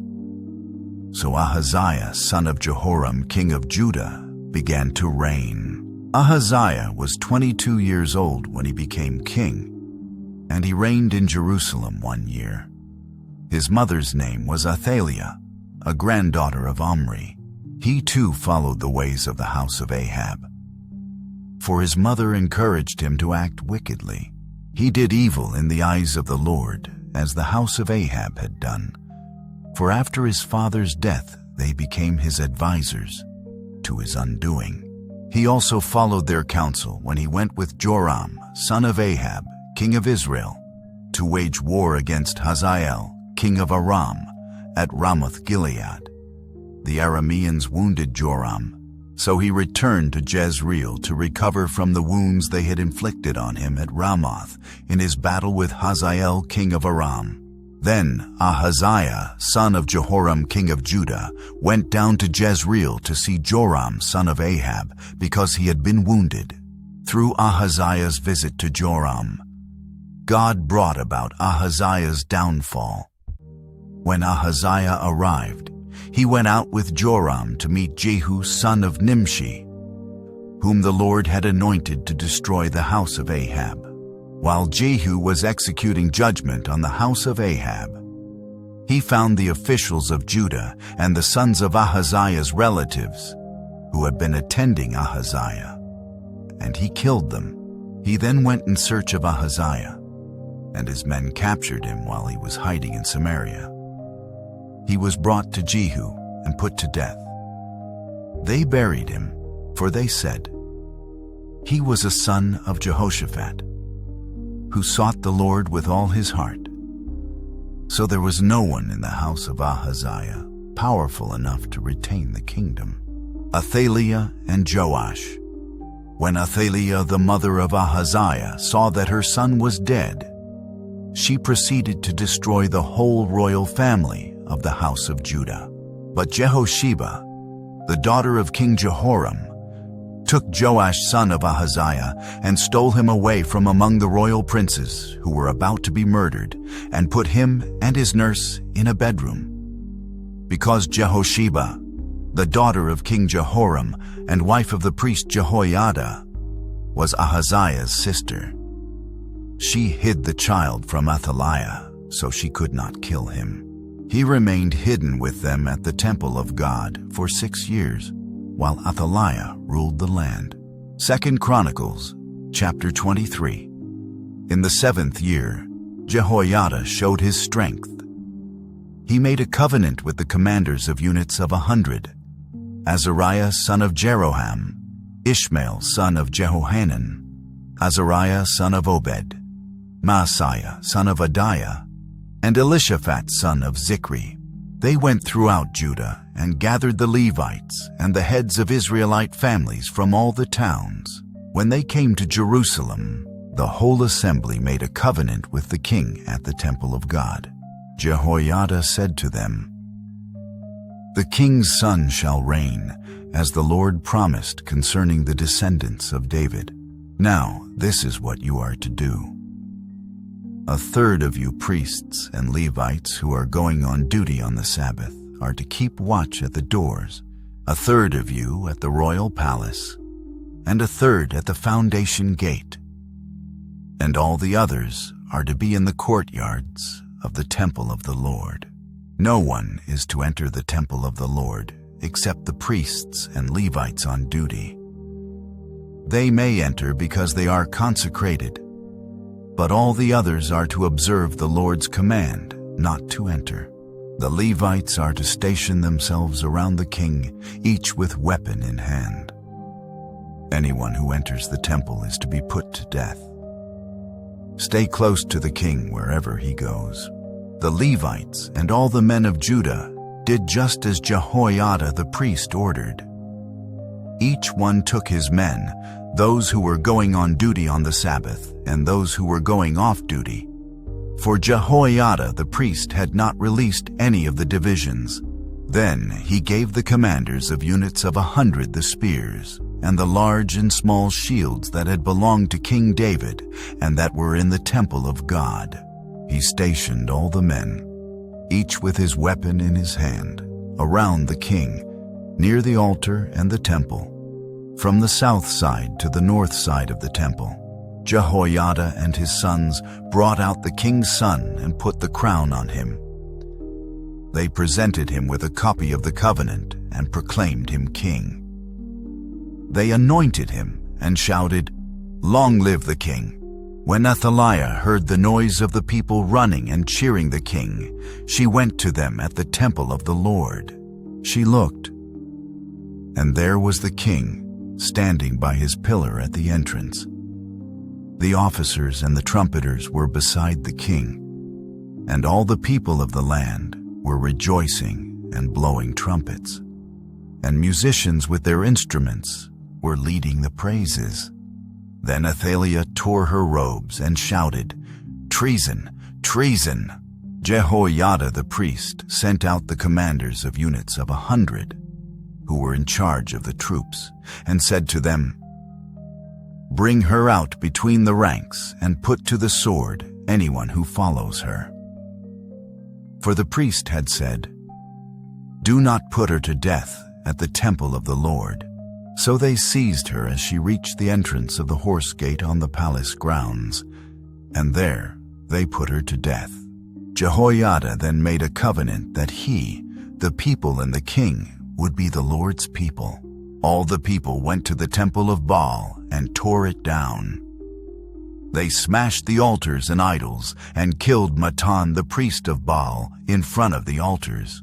Then Jehoiada placed the oversight of the temple of the Lord in the hands of the Levitical priests, to whom David had made assignments in the temple, to present the burnt offerings of the Lord as written in the law of Moses, with rejoicing and singing, as David had ordered. He also stationed gatekeepers at the gates of the Lord's temple, so that no one who was in any way unclean might enter. He took with him the commanders of hundreds, the nobles, the rulers of the people, and all the people of the land, and brought the king down from the temple of the Lord. They went into the palace through the upper gate and seated the king on the royal throne. All the people of the land rejoiced, and the city was calm, because Athaliah had been slain with the sword. 2 Chronicles chapter 24. Joash repairs the temple. Joash was 7 years old when he became king, and he reigned in Jerusalem 40 years. His mother's name was Zibiah. She was from Beersheba. Joash did what was right in the eyes of the Lord all the years of Jehoiada the priest. Jehoiada chose 2 wives for him, and he had sons and daughters. Sometime later, Joash decided to restore the temple of the Lord. He called together the priests and Levites and said to them, "Go to the towns of Judah and collect the money due annually from all Israel to repair the temple of your God. Do it now." But the Levites did not act at once.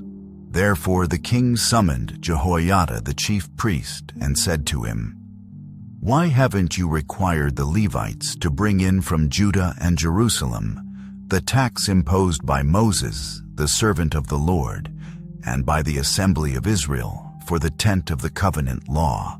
Now the sons of that wicked woman, Athaliah, had broken into the temple of God and had used even its sacred objects for the Baals. At the king's command, a chest was made and placed outside, at the gate of the temple of the Lord. A proclamation was then issued in Judah and Jerusalem that they should bring to the Lord the tax that Moses, the servant of God, had required of Israel in the wilderness. All the officials and all the people brought their contributions gladly, dropping them into the chest until it was full. Whenever the chest was brought in by the Levites to the king's officials, and they saw that there was a large amount of money, the royal secretary and the officer of the chief priest would come and empty the chest and carry it back to its place. They did this regularly and collected a great amount of money. The king and Jehoiada gave it to those who carried out the work required for the temple of the Lord. They hired masons and carpenters to restore the Lord's temple, and also workers in iron and bronze to repair the temple. The men in charge of the work were diligent, and the repairs progressed under them. They rebuilt the temple of God according to its original design and reinforced it. When they had finished, they brought the rest of the money to the king and Jehoiada, and with it were made articles for the Lord's temple, articles for the service and for the burnt offerings, and also dishes and other objects of gold and silver. As long as Jehoiada lived, burnt offerings were presented continually in the temple of the Lord. Now Jehoiada was old and full of years, and he died at the age of 130. He was buried with the kings in the city of David, because of the good he had done in Israel for God and his temple. The wickedness of Joash. After the death of Jehoiada, the officials of Judah came and paid homage to the king, and he listened to them. They abandoned the temple of the Lord, the God of their ancestors, and worshipped Asherah poles and idols. Because of their guilt, God's anger came on Judah and Jerusalem, although the Lord sent prophets to the people to bring them back to him. And though they testified against them, they would not listen. Then the Spirit of God came on Zechariah, son of Jehoiada the priest. He stood before the people and said, "This is what God says. Why do you disobey the Lord's commands? You will not prosper. Because you have forsaken the Lord, he has forsaken you." But they plotted against him, and by order of the king they stoned him to death in the courtyard of the Lord's temple. King Joash did not remember the kindness Zechariah's father Jehoiada had shown him, but killed his son, who said as he lay dying, "May the Lord see this and call you to account." At the turn of the year, the army of Aram marched against Joash. It invaded Judah and Jerusalem and killed all the leaders of the people. They sent all the plunder to their king in Damascus. Although the Aramean army had come with only a few men, the Lord delivered into their hands a much larger army. Because Judah had forsaken the Lord, the God of their ancestors, judgment was executed on Joash. When the Arameans withdrew, they left Joash severely wounded. His officials conspired against him for murdering the son of Jehoiada the priest, and they killed him in his bed. So he died and was buried in the city of David, but not in the tombs of the kings. Those who conspired against him were Zabad, son of Shimeath, an Ammonite woman, and Jehozabad, son of Shimrith, a Moabite woman. The account of his sons, the many prophecies about him, and the record of the restoration of the temple of God are written in the annotations on the book of the kings. And Amaziah his son succeeded him as king. 2 Chronicles chapter 25. Amaziah king of Judah. Amaziah was 25 years old when he became king, and he reigned in Jerusalem 29 years. His mother's name was Jehoaddan. She was from Jerusalem. He did what was right in the eyes of the Lord, but not wholeheartedly. After the kingdom was firmly in his control, he executed the officials who had murdered his father the king. Yet he did not put their children to death, but acted in accordance with what is written in the law, in the book of Moses, where the Lord commanded, "Parents shall not be put to death for their children, nor children be put to death for their parents. Each will die for their own sin." Amaziah called the people of Judah together and assigned them according to their families to commanders of thousands and commanders of hundreds for all Judah and Benjamin. He then mustered those 20 years old or more, and found that there were 300,000 men fit for military service, able to handle the spear and shield. He also hired 100,000 fighting men from Israel for 100 talents of silver. But a man of God came to him and said, "Your Majesty, these troops from Israel must not march with you. For the Lord is not with Israel, not with any of the people of Ephraim. Even if you go and fight courageously in battle, God will overthrow you before the enemy. For God has the power to help or to overthrow." Amaziah asked the man of God, "But what about the 100 talents I paid for these Israelite troops?" The man of God replied, "The Lord can give you much more than that." So Amaziah dismissed the troops who had come to him from Ephraim and sent them home. They were furious with Judah and left for home in a great rage. Amaziah then marshaled his strength and led his army to the Valley of Salt, where he killed 10,000 men of Seir. The army of Judah also captured 10,000 men alive, took them to the top of a cliff, and threw them down so that all were dashed to pieces. Meanwhile, the troops that Amaziah had sent back and had not allowed to take part in the war raided towns belonging to Judah from Samaria to Beth-horon.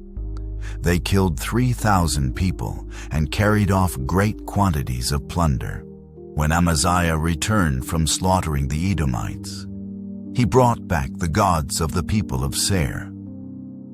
He set them up as his own gods, bowed down to them, and burned sacrifices to them. The anger of the Lord burned against Amaziah, and he sent a prophet to him, who said, "Why do you consult this people's gods, which could not save their own people from your hand?" While he was still speaking, the king said to him, "Have we appointed you an advisor to the king? Stop, why be struck down?" So the prophet stopped but said, "I know that God has determined to destroy you, because you have done this and have not listened to my counsel." After Amaziah king of Judah consulted his advisors, he sent this challenge to Jehoash son of Jehoahaz, the son of Jehu, king of Israel. "Come, let us face each other in battle." But Jehoash king of Israel replied to Amaziah king of Judah, "A thistle in Lebanon sent a message to a cedar in Lebanon. Give your daughter to my son in marriage." Then a wild beast in Lebanon came along and trampled the thistle underfoot. You say to yourself that you have defeated Edom, and now you are arrogant and proud. But stay at home. Why ask for trouble and cause your own downfall and that of Judah also? Amaziah, however, would not listen. For God so worked that he might deliver them into the hands of Jehoash, because they sought the gods of Edom. So Jehoash, king of Israel, attacked. He and Amaziah, king of Judah, faced each other at Beth Shemesh in Judah. Judah was routed by Israel, and every man fled to his home. Jehoash, king of Israel, captured Amaziah, king of Judah, the son of Joash, the son of Ahaziah, at Beth Shemesh.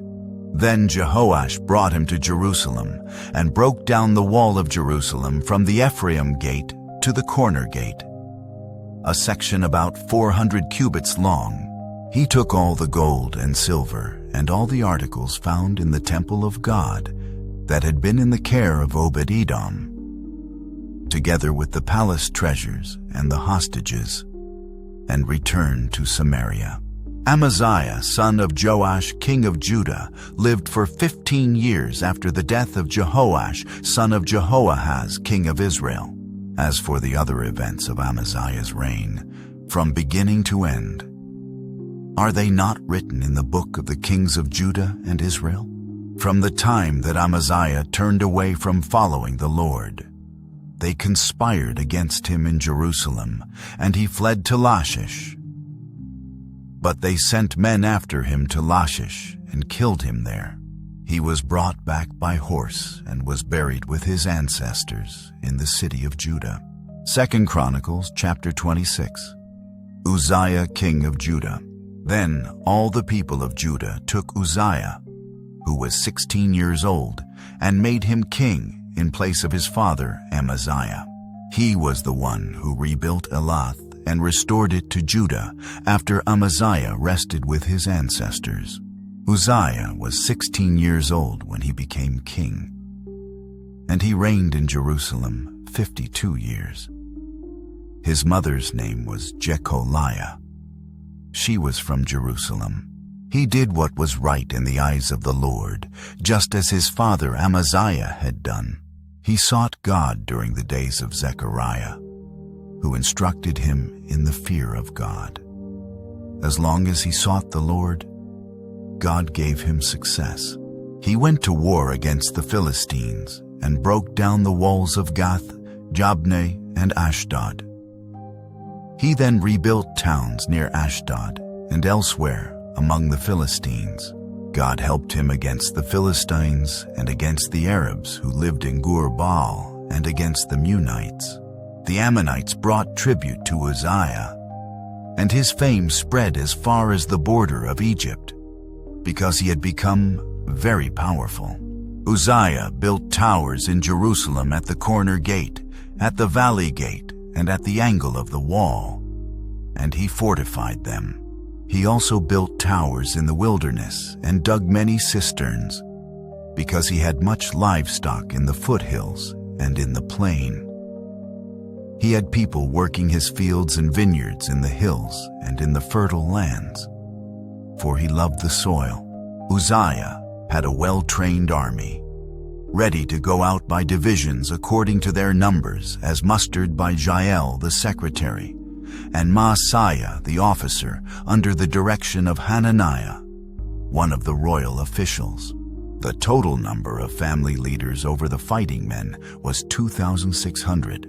Under their command was an army of 370,500 men trained for war, a powerful force to support the king against his enemies. Uzziah provided shields, spears, helmets, coats of armor, bows and sling stones for the entire army. In Jerusalem, he made devices invented for use on the towers and on the corner defenses, so that soldiers could shoot arrows and hurl large stones from the walls. His fame spread far and wide, for he was greatly helped until he became powerful. But after Uzziah became powerful, His pride led to his downfall. He was unfaithful to the Lord his God and entered the temple of the Lord to burn incense on the altar of incense. Azariah the priest, with 80 other courageous priests of the Lord, followed him in. They confronted King Uzziah and said, "It is not right for you, Uzziah, to burn incense to the Lord. That is for the priests, the descendants of Aaron, who have been consecrated to burn incense. Leave the sanctuary, for you have been unfaithful, and you will not be honored by the Lord God."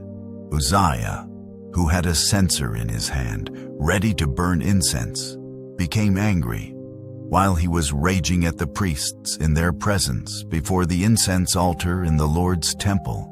Leprosy broke out on his forehead. When Azariah the chief priest and all the other priests looked at him, they saw that he had leprosy on his forehead, so they hurried him out.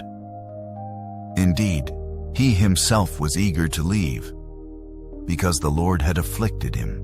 King Uzziah had leprosy until the day he died. He lived in a separate house, leprous and banned from the temple of the Lord. Jotham his son had charge of the palace and governed the people of the land. The other events of Uzziah's reign, from beginning to end, are recorded by the prophet Isaiah, son of Amoz. Uzziah rested with his ancestors and was buried near them in a cemetery that belonged to the kings. For people said, "He had leprosy." And Jotham his son succeeded him as king. 2 Chronicles chapter 27. Jotham king of Judah. Jotham was 25 years old when he became king, and he reigned in Jerusalem 16 years. His mother's name was Jerusha, daughter of Zadok. He did what was right in the eyes of the Lord, just as his father Uzziah had done. But unlike him, he did not enter the temple of the Lord. The people, however, continued their corrupt practices. Jotham rebuilt the upper gate of the temple of the Lord and did extensive work on the wall at the hill of Ophel. He built towns in the hill country of Judah and forts and towers in the wooded areas. Jotham waged war against the king of the Ammonites and conquered them.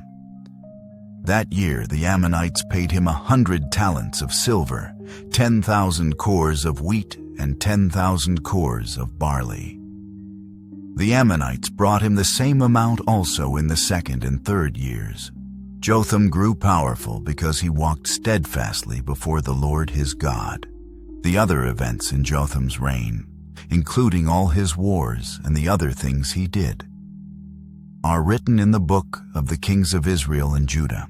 He was 25 years old when he became king, and he reigned in Jerusalem 16 years. Jotham rested with his ancestors and was buried in the city of David. And Ahaz his son succeeded him as king. 2 Chronicles chapter 28. Ahaz king of Judah. Ahaz was 20 years old when he became king, and he reigned in Jerusalem 16 years. Unlike David his father, he did not do what was right in the eyes of the Lord. He followed the ways of the kings of Israel and also made idols for worshiping the Baals. He burned sacrifices in the valley of Ben Hinnom and sacrificed his children in the fire, engaging in the detestable practices of the nations the Lord had driven out before the Israelites. He offered sacrifices and burned incense at the high places, on the hilltops, and under every spreading tree. Therefore the Lord his God delivered him into the hands of the king of Aram. The Arameans defeated him and took many of his people as prisoners and brought them to Damascus. He was also given into the hands of the king of Israel, who inflicted heavy casualties on him. In one day, Pekah, son of Remaliah, killed 120,000 soldiers in Judah. Because Judah had forsaken the Lord, the God of their ancestors. Zikri, an Ephraimite warrior, killed Maaseiah the king's son, Azrikam the officer in charge of the palace, and Elkanah, second to the king. The men of Israel took captive from their fellow Israelites, who were from Judah, 200,000 wives, sons and daughters. They also took a great deal of plunder, which they carried back to Samaria. But a prophet of the Lord named Oded was there, and he went out to meet the army when it returned to Samaria. He said to them, "Because the Lord, the God of your ancestors, was angry with Judah, he gave them into your hand. But you have slaughtered them in a rage that reaches to heaven. And now you intend to make the men and women of Judah and Jerusalem your slaves. But aren't you also guilty of sins against the Lord your God? Now listen to me. Send back your fellow Israelites you have taken as prisoners, for the Lord's fierce anger rests on you." Then some of the leaders in Ephraim, Azariah son of Jehohanan, Berechiah son of Meshillemoth, Jehizkiah son of Shallum, and Amasa son of Hadlai, confronted those who were arriving from the war. "You must not bring those prisoners here," they said, "or we will be guilty before the Lord. Do you intend to add to our sin and guilt? For our guilt is already great, and his fierce anger rests on Israel." So the soldiers gave up the prisoners and plunder in the presence of the officials and all the assembly. The men designated by name took the prisoners, and from the plunder they clothed all who were naked. They provided them with clothes and sandals, food and drink, and healing balm. All those who were weak they put on donkeys. So they took them back to their fellow Israelites at Jericho, the city of palms, and returned to Samaria. At that time King Ahaz sent to the kings of Assyria for help. The Edomites had again come and attacked Judah and carried away prisoners, while the Philistines had raided towns in the foothills and in the Negev of Judah. They captured and occupied Beth Shemesh, Aijalon, and Gederoth, as well as Soko, Timnah, and Gimzo, with their surrounding villages. The Lord had humbled Judah because of Ahaz king of Israel, for he had promoted wickedness in Judah and had been most unfaithful to the Lord. Tiglath-Pileser king of Assyria came to him, but he gave him trouble instead of help. Ahaz took some of the things from the temple of the Lord and from the royal palace and from the officials and presented them to the king of Assyria. But that did not help him. In his time of trouble, King Ahaz became even more unfaithful to the Lord. He offered sacrifices to the gods of Damascus, who had defeated him. For he thought, "Since the gods of the kings of Aram have helped them, I will sacrifice to them so they will help me." But they were his downfall, and the downfall of all Israel. Ahaz gathered together the furnishings from the temple of God and cut them in pieces. He shut the doors of the Lord's temple and set up altars at every street corner in Jerusalem. In every town in Judah, he built high places to burn sacrifices to other gods and arouse the anger of the Lord, the God of his ancestors.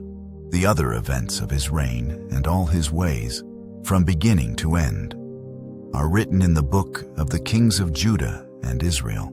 Ahaz rested with his ancestors and was buried in the city of Jerusalem. But he was not placed in the tombs of the kings of Israel. And Hezekiah his son succeeded him as king. 2 Chronicles chapter 29. Hezekiah purifies the temple. Hezekiah was 25 years old when he became king, and he reigned in Jerusalem 29 years. His mother's name was Abijah, daughter of Zechariah. He did what was right in the eyes of the Lord, just as his father David had done. In the first month of the first year of his reign, He opened the doors of the temple of the Lord and repaired them. He brought in the priests and the Levites, assembled them in the square on the east side, and said, "Listen to me, Levites. Consecrate yourselves now and consecrate the temple of the Lord, the God of your ancestors. Remove all defilement from the sanctuary. Our parents were unfaithful. They did evil in the eyes of the Lord our God and forsook him. They turned their faces away from the Lord's dwelling place and turned their backs on him. They also shut the doors of the portico and put out the lamps. They did not burn incense or present any burnt offerings at the sanctuary to the God of Israel.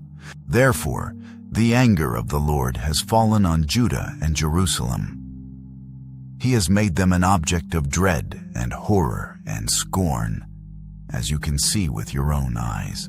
This is why our fathers have fallen by the sword, and why our sons and daughters and our wives are in captivity. Now I intend to make a covenant with the Lord, the God of Israel, so that his fierce anger will turn away from us. My sons, do not be negligent now. For the Lord has chosen you to stand before him and serve him, to minister before him, and to burn incense." Then these Levites set to work. From the Kohathites, Mahath son of Amasai and Joel son of Azariah. From the Merarites, Kish son of Abdi and Azariah son of Jehalalel. From the Gershonites, Joah son of Zimmah and Eden son of Joah. From the descendants of Elizaphan, Shimri and Jael. From the descendants of Asaph, Zechariah and Mattaniah. From the descendants of Heman, Jehiel and Shimei. From the descendants of Jeduthun, Shemaiah and Uzziel. When they had assembled their fellow Levites and consecrated themselves, they went in to purify the temple of the Lord, as the king had ordered. Following the word of the Lord, the priests went into the sanctuary of the Lord to purify it. They brought out to the courtyard of the Lord's temple everything unclean that they found in the temple of the Lord. The Levites took it and carried it out to the Kidron Valley. They began the consecration on the first day of the first month, and by the 8th day of the month they reached the portico of the Lord. For 8 more days they consecrated the temple of the Lord itself, finishing on the 16th day of the first month. Then they went into King Hezekiah and reported, "We have purified the entire temple of the Lord, the altar of burnt offering with all its utensils, and the table for setting out the consecrated bread with all its articles. We have prepared and consecrated all the articles that King Ahaz removed in his unfaithfulness while he was king. They are now in front of the Lord's altar." Early the next morning, King Hezekiah gathered the city officials together and went up to the temple of the Lord. They brought 7 bulls, 7 rams, 7 male lambs, and 7 male goats as a sin offering for the kingdom, for the sanctuary, and for Judah. The king commanded the priests, the descendants of Aaron, to offer these on the altar of the Lord. So they slaughtered the bulls, and the priests took the blood and splashed it against the altar. Next, they slaughtered the rams and splashed their blood against the altar. Then they slaughtered the lambs and splashed their blood against the altar. The goats for the sin offering were brought before the king and the assembly, and they laid their hands on them. The priests then slaughtered the goats and presented their blood on the altar for a sin offering to atone for all Israel. Because the king had ordered the burnt offering and the sin offering for all Israel, he stationed the Levites in the temple of the Lord with cymbals, harps, and lyres, in the way prescribed by David and Gad the king's seer and Nathan the prophet. This was commanded by the Lord through his prophets. So the Levites stood ready with David's instruments, and the priests with their trumpets. Hezekiah gave the order to sacrifice the burnt offering on the altar. As the offering began, singing to the Lord began also, accompanied by trumpets and the instruments of David, king of Israel. The whole assembly bowed in worship, while the musicians played and the trumpets sounded. All this continued until the sacrifice of the burnt offering was completed. When the offerings were finished, the king and everyone present with him knelt down and worshipped. King Hezekiah and his officials ordered the Levites to praise the Lord with the words of David and of Asaph the seer. So they sang praises with gladness and bowed down and worshipped. Then Hezekiah said, "You have now dedicated yourselves to the Lord.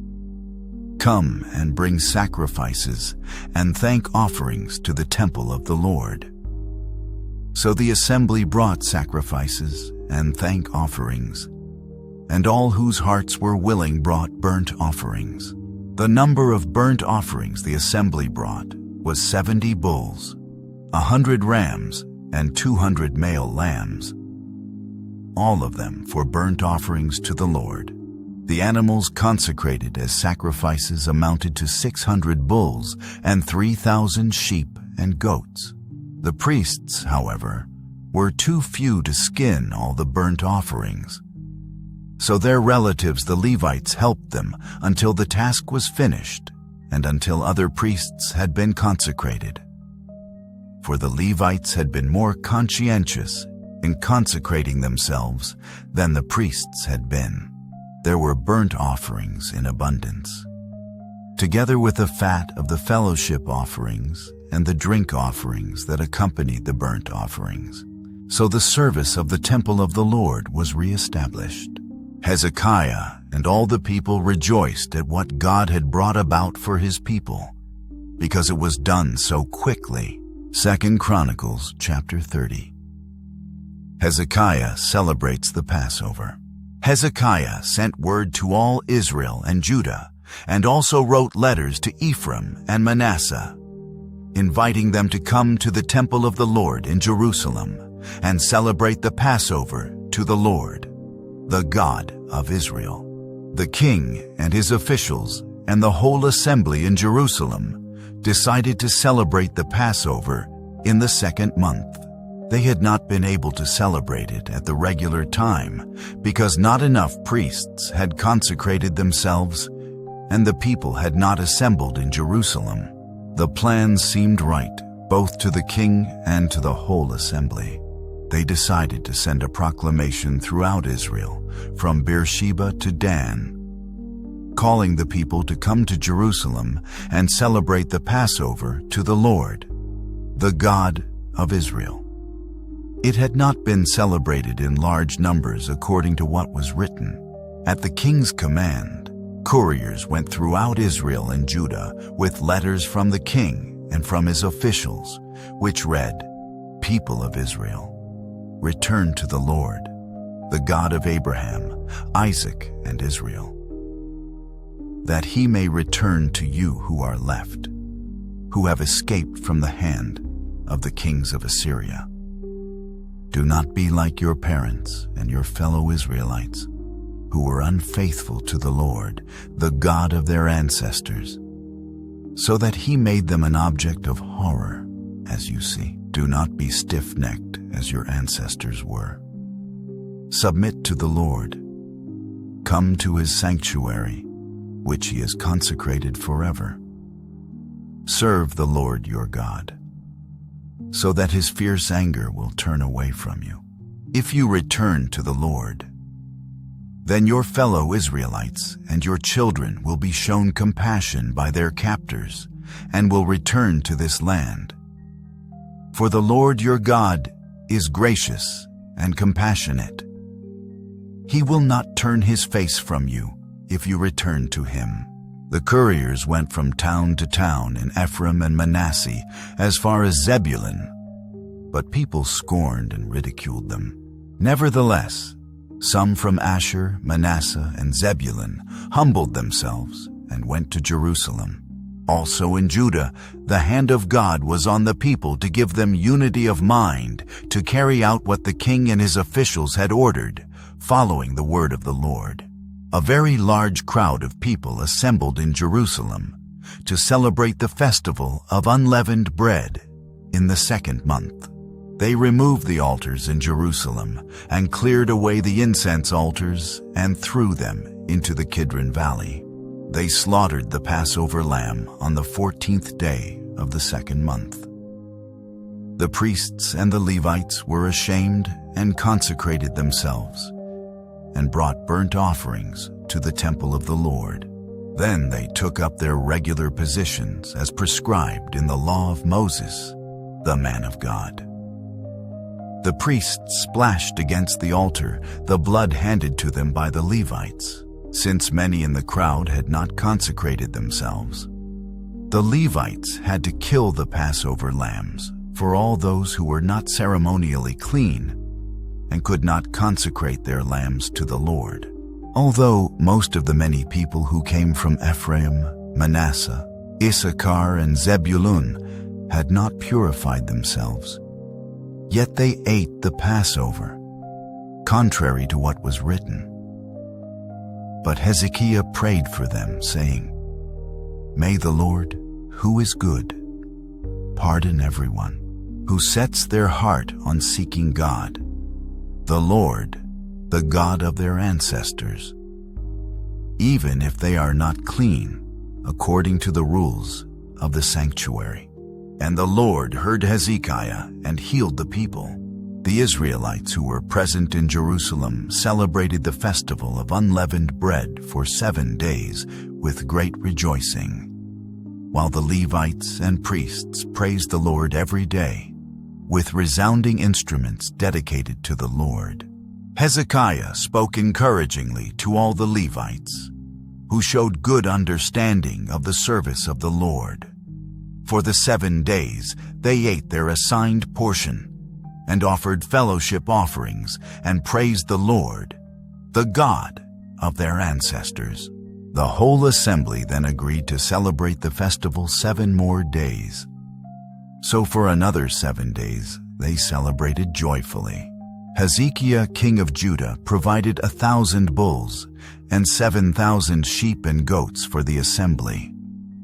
And the officials provided them with 1,000 bulls and 10,000 sheep and goats.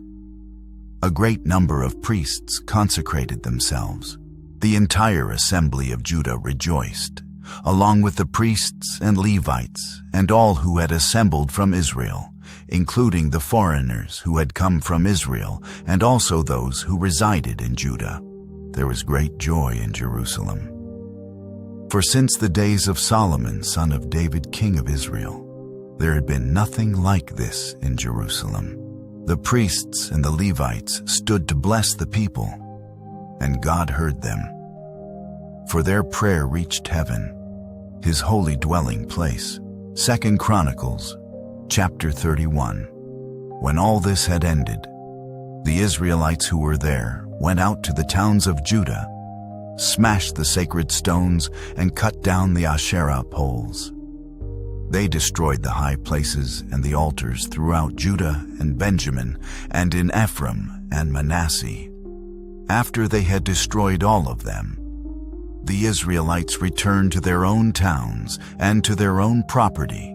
Contributions for worship Hezekiah assigned the priests and Levites to divisions, each of them according to their duties as priests or Levites, to offer burnt offerings and fellowship offerings, to minister, to give thanks, and to sing praises at the gates of the Lord's dwelling. The king contributed from his own possessions for the morning and evening burnt offerings, and for the burnt offerings on the Sabbaths, at the new moons, and at the appointed festivals as written in the law of the Lord. He ordered the people living in Jerusalem to give the portion due the priests and Levites, so they could devote themselves to the law of the Lord. As soon as the order went out, the Israelites generously gave the first fruits of their grain, new wine, olive oil, and honey, and all that the fields produced.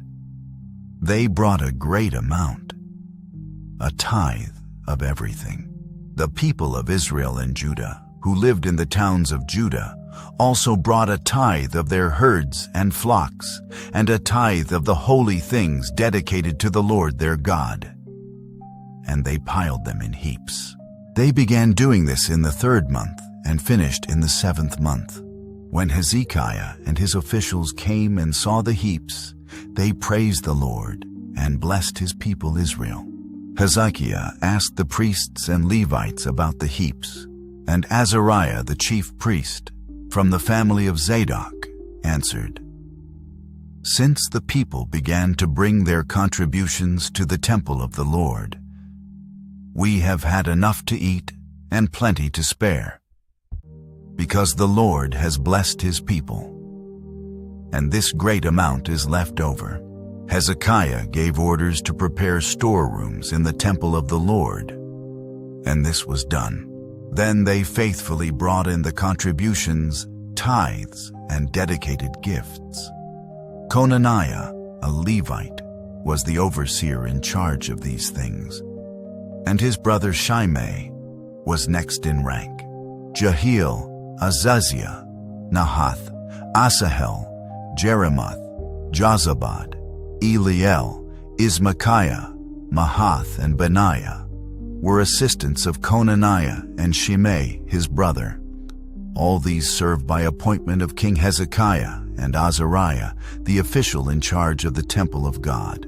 Kor, son of Imnah the Levite, keeper of the east gate, was in charge of the free will offerings given to God, distributing the contributions made to the Lord and also the consecrated gifts. Eden, Miniamin, Jeshua, Shemaiah, Amariah, and Shechaniah assisted him faithfully in the towns of the priests, distributing to their fellow priests according to their divisions, old and young alike. In addition, they distributed to the males 3 years old or more, whose names were in the genealogical records, all who would enter the temple of the Lord to perform the daily duties of their various tasks, according to their responsibilities and their divisions. And they distributed to the priests enrolled by their families in the genealogical records, and likewise to the Levites 20 years old or more, according to their responsibilities and their divisions. They included all the little ones, the wives, and the sons and daughters of the whole community listed in these genealogical records, for they were faithful in consecrating themselves. As for the priests, the descendants of Aaron, who lived on the farmlands around their towns or in any other towns, men were designated by name to distribute portions to every male among them, and to all who were recorded in the genealogies of the Levites. This is what Hezekiah did throughout Judah, doing what was good and right and faithful before the Lord his God, in everything that he undertook in the service of God's temple and in obedience to the law and the commands. He sought his God and worked wholeheartedly, and so he prospered. 2 Chronicles chapter 32. Sennacherib threatens Jerusalem. After all that Hezekiah had so faithfully done, Sennacherib, king of Assyria, came and invaded Judah. He laid siege to the fortified cities, thinking to conquer them for himself. When Hezekiah saw that Sennacherib had come, and that he intended to wage war against Jerusalem, he consulted with his officials and military staff about blocking off the water from the springs outside the city, and they helped him. They gathered a large group of people who blocked all the springs and the stream that flowed through the land. "Why should the kings of Assyria come and find plenty of water?" they said. Then he worked hard repairing all the broken sections of the wall and building towers on it. He built another wall outside that one and reinforced the terraces of the city of David. He also made large numbers of weapons and shields. He appointed military officers over the people and assembled them before him in the square at the city gate, and encouraged them with these words, "Be strong and courageous. Do not be afraid or discouraged because of the king of Assyria and the vast army with him. For there is a greater power with us than with him. With him is only the arm of flesh, but with us is the Lord our God to help us and to fight our battles." And the people gained confidence from what Hezekiah the king of Judah said. Later, when Sennacherib king of Assyria and all his forces were laying siege to Lachish, he sent his officers to Jerusalem with this message for Hezekiah king of Judah and for all the people of Judah who were there. This is what Sennacherib king of Assyria says. "On what are you basing your confidence, that you remain in Jerusalem under siege? When Hezekiah says, 'The Lord our God will save us from the hand of the king of Assyria,' he is misleading you to let you die of hunger and thirst. Did not Hezekiah himself remove this God's high places and altars, saying to Judah and Jerusalem, 'You must worship before one altar and burn sacrifices on it'? Do you not know what I and my predecessors have done to all the peoples of the other lands? Were the gods of those nations ever able to deliver their land from my hand? Who of all the gods of these nations that my predecessors destroyed has been able to save his people from me? How then can your God deliver you from my hand? Now do not let Hezekiah deceive you and mislead you like this. Do not believe him, for no God of any nation or kingdom has been able to deliver his people from my hand or the hand of my predecessors. How much less will your God deliver you from my hand?" Sennacherib's officers spoke further against the Lord God and against his servant Hezekiah. The king also wrote letters ridiculing the Lord, the God of Israel, and saying this against him: "Just as the gods of the peoples of the other lands did not rescue their people from my hand, so the God of Hezekiah will not rescue his people from my hand." Then they called out in Hebrew to the people of Jerusalem who were on the wall to terrify them and make them afraid in order to capture the city. They spoke about the God of Jerusalem as they did about the gods of the other peoples of the world. The work of human hands. King Hezekiah and the prophet Isaiah, son of Amoz, cried out in prayer to heaven about this, and the Lord sent an angel, who annihilated all the fighting men and the commanders and officers in the camp of the Assyrian king. So he withdrew to his own land in disgrace. And when he went into the temple of his God, some of his sons, his own flesh and blood, cut him down with the sword. So the Lord saved Hezekiah and the people of Jerusalem from the hand of Sennacherib king of Assyria and from the hand of all others. He took care of them on every side. Many brought offerings to Jerusalem for the Lord and valuable gifts for Hezekiah king of Judah. From then on he was highly regarded by all the nations. Hezekiah's pride, success, and death. In those days Hezekiah became ill and was at the point of death. He prayed to the Lord, who answered him and gave him a miraculous sign. But Hezekiah's heart was proud, and he did not respond to the kindness shown him. Therefore the Lord's wrath was on him and on Judah and Jerusalem. Then Hezekiah repented of the pride of his heart, as did the people of Jerusalem. Therefore the Lord's wrath did not come on them during the days of Hezekiah. Hezekiah had very great wealth and honor, and he made treasuries for his silver and gold, and for his precious stones, spices, shields, and all kinds of valuables. He also made buildings to store the harvest of grain, new wine, and olive oil. and he made stalls for various kinds of cattle and pens for the flocks. He built villages and acquired great numbers of flocks and herds, for God had given him very great riches. It was Hezekiah who blocked the upper outlet of the Gihon spring and channeled the water down to the west side of the city of David. He succeeded in everything he undertook. But when envoys were sent by the rulers of Babylon to ask him about the miraculous sign that had occurred in the land, God left him to test him and to know everything that was in his heart. The other events of Hezekiah's reign and his acts of devotion are written in the vision of the prophet Isaiah, son of Amoz, in the book of the kings of Judah and Israel. Hezekiah rested with his ancestors and was buried on the hill where the tombs of David's descendants are.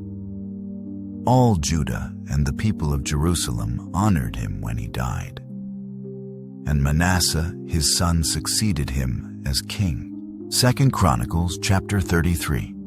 Manasseh, king of Judah. Manasseh was 12 years old when he became king, and he reigned in Jerusalem 55 years. He did evil in the eyes of the Lord, following the detestable practices of the nations the Lord had driven out before the Israelites. He rebuilt the high places his father Hezekiah had demolished. He also erected altars to the Baals and made Asherah poles. He bowed down to all the starry hosts and worshipped them. He built altars in the temple of the Lord, of which the Lord had said, "My name will remain in Jerusalem forever." In both courts of the temple of the Lord, he built altars to all the starry hosts.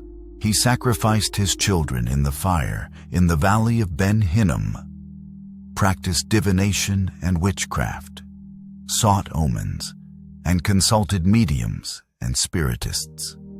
He did much evil in the eyes of the Lord, arousing his anger.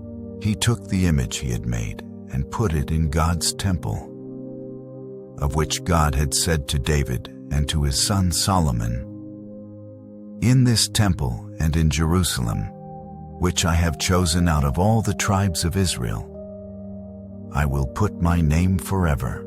I will not again make the feet of the Israelites leave the land I assigned to your ancestors, if only they will be careful to do everything I commanded them concerning all the laws, decrees, and regulations given through Moses." But Manasseh led Judah and the people of Jerusalem astray, so that they did more evil than the nations the Lord had destroyed before the Israelites. The Lord spoke to Manasseh and his people, but they paid no attention. So the Lord brought against them the army commanders of the king of Assyria, who took Manasseh prisoner, put a hook in his nose, bound him with bronze shackles, and took him to Babylon. In his distress he sought the favor of the Lord his God, and humbled himself greatly before the God of his ancestors. And when he prayed to him, the Lord was moved by his entreaty and listened to his plea. So he brought him back to Jerusalem and to his kingdom. Then Manasseh knew that the Lord is God. Afterward he rebuilt the outer wall of the city of David, west of the Gihon spring in the valley, as far as the entrance of the fish gate and encircling the hill of Ophel.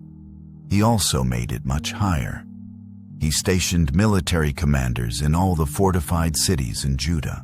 He got rid of the foreign gods and removed the image from the temple of the Lord, as well as all the altars he had built on the temple hill and in Jerusalem.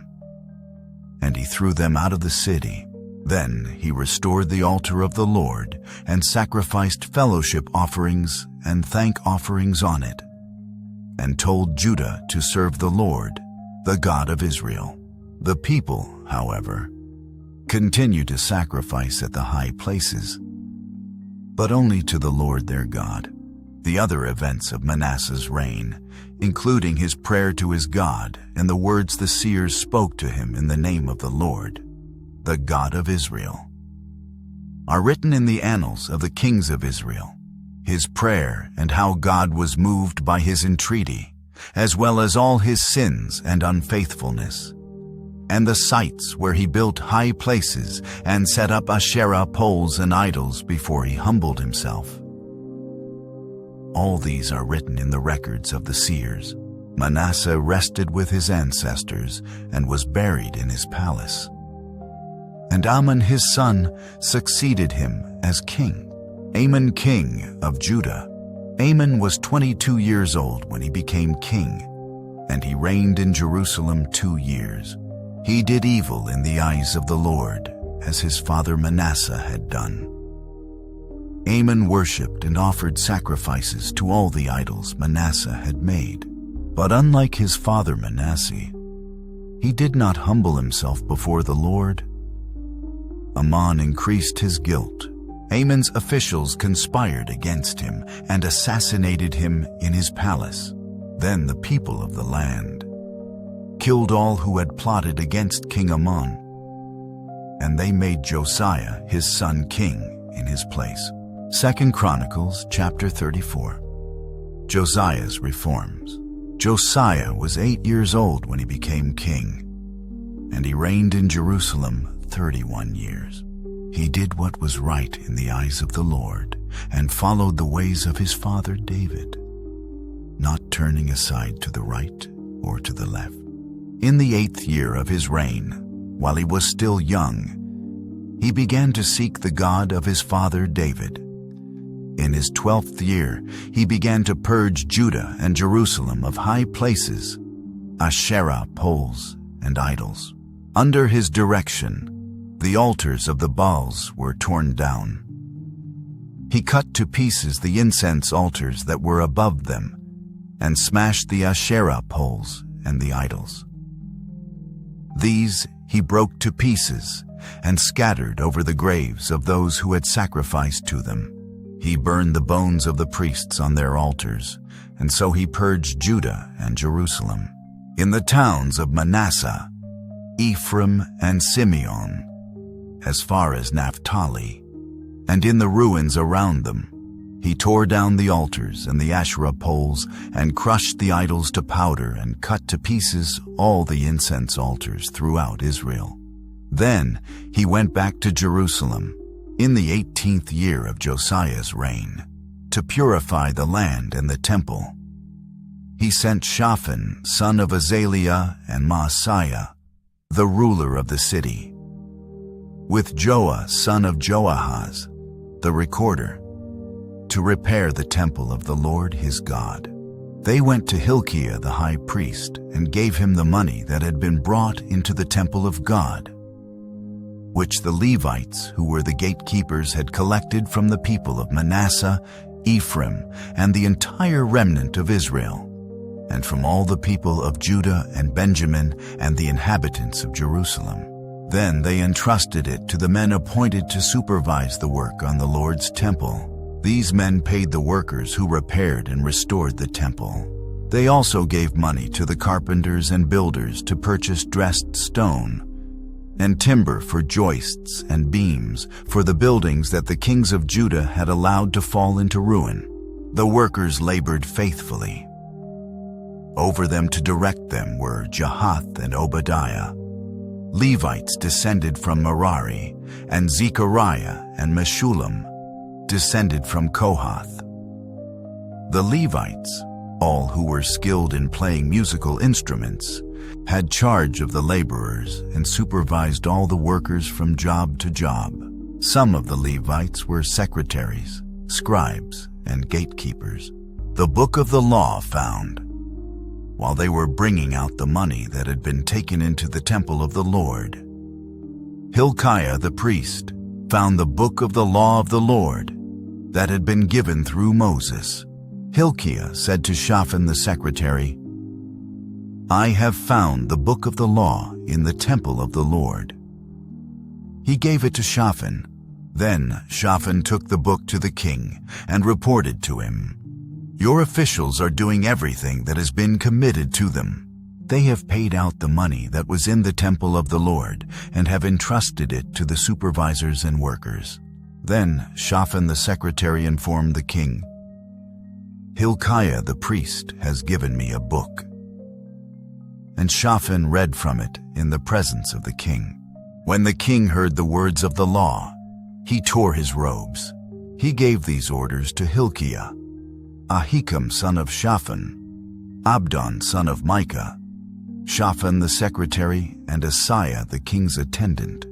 "Go and inquire of the Lord for me and for the remnant in Israel and Judah about what is written in this book that has been found. Great is the Lord's anger that is poured out on us, because those who have gone before us have not kept the word of the Lord. They have not acted in accordance with all that is written in this book." Hilkiah and those the king had sent with him went to speak to the prophet Huldah, who was the wife of Shallum son of Tokath, the son of Hazra, keeper of the wardrobe. She lived in Jerusalem, in the new quarter. She said to them, "This is what the Lord, the God of Israel, says.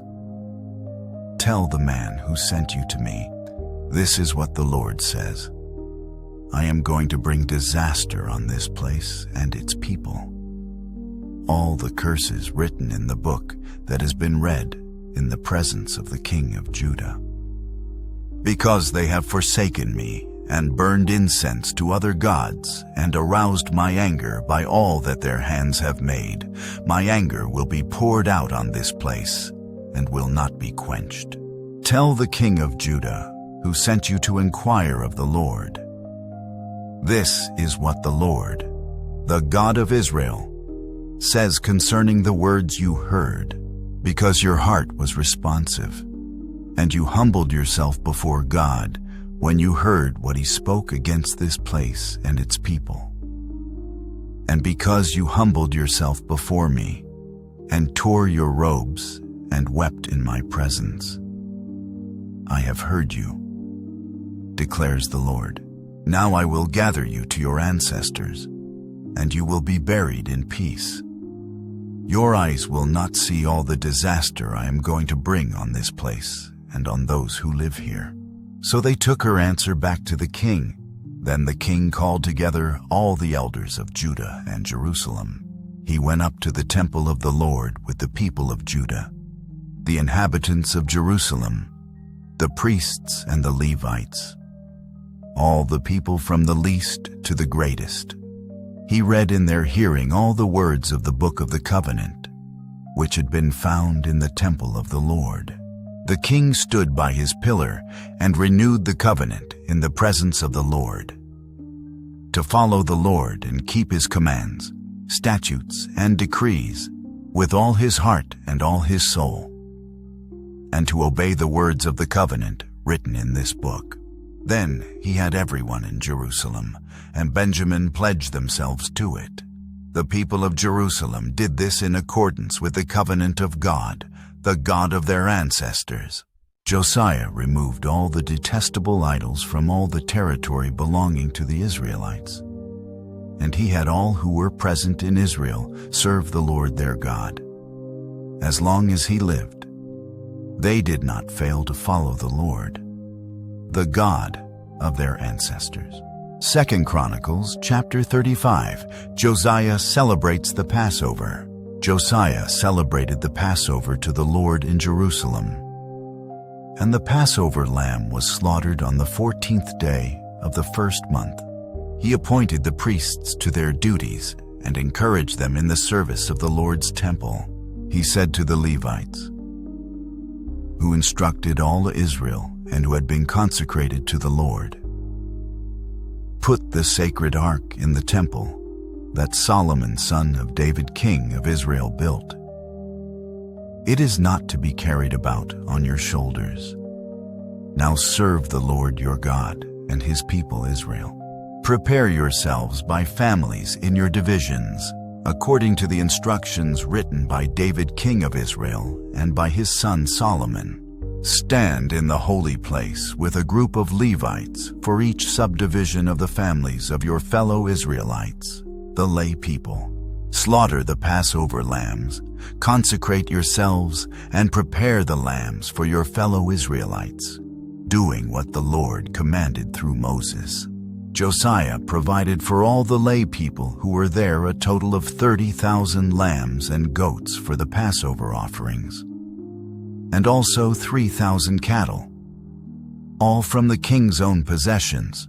His officials also contributed voluntarily to the people and the priests and Levites. Hilkiah, Zechariah, and Jehiel, the officials in charge of God's temple, gave the priests 2,600 Passover offerings and 300 cattle.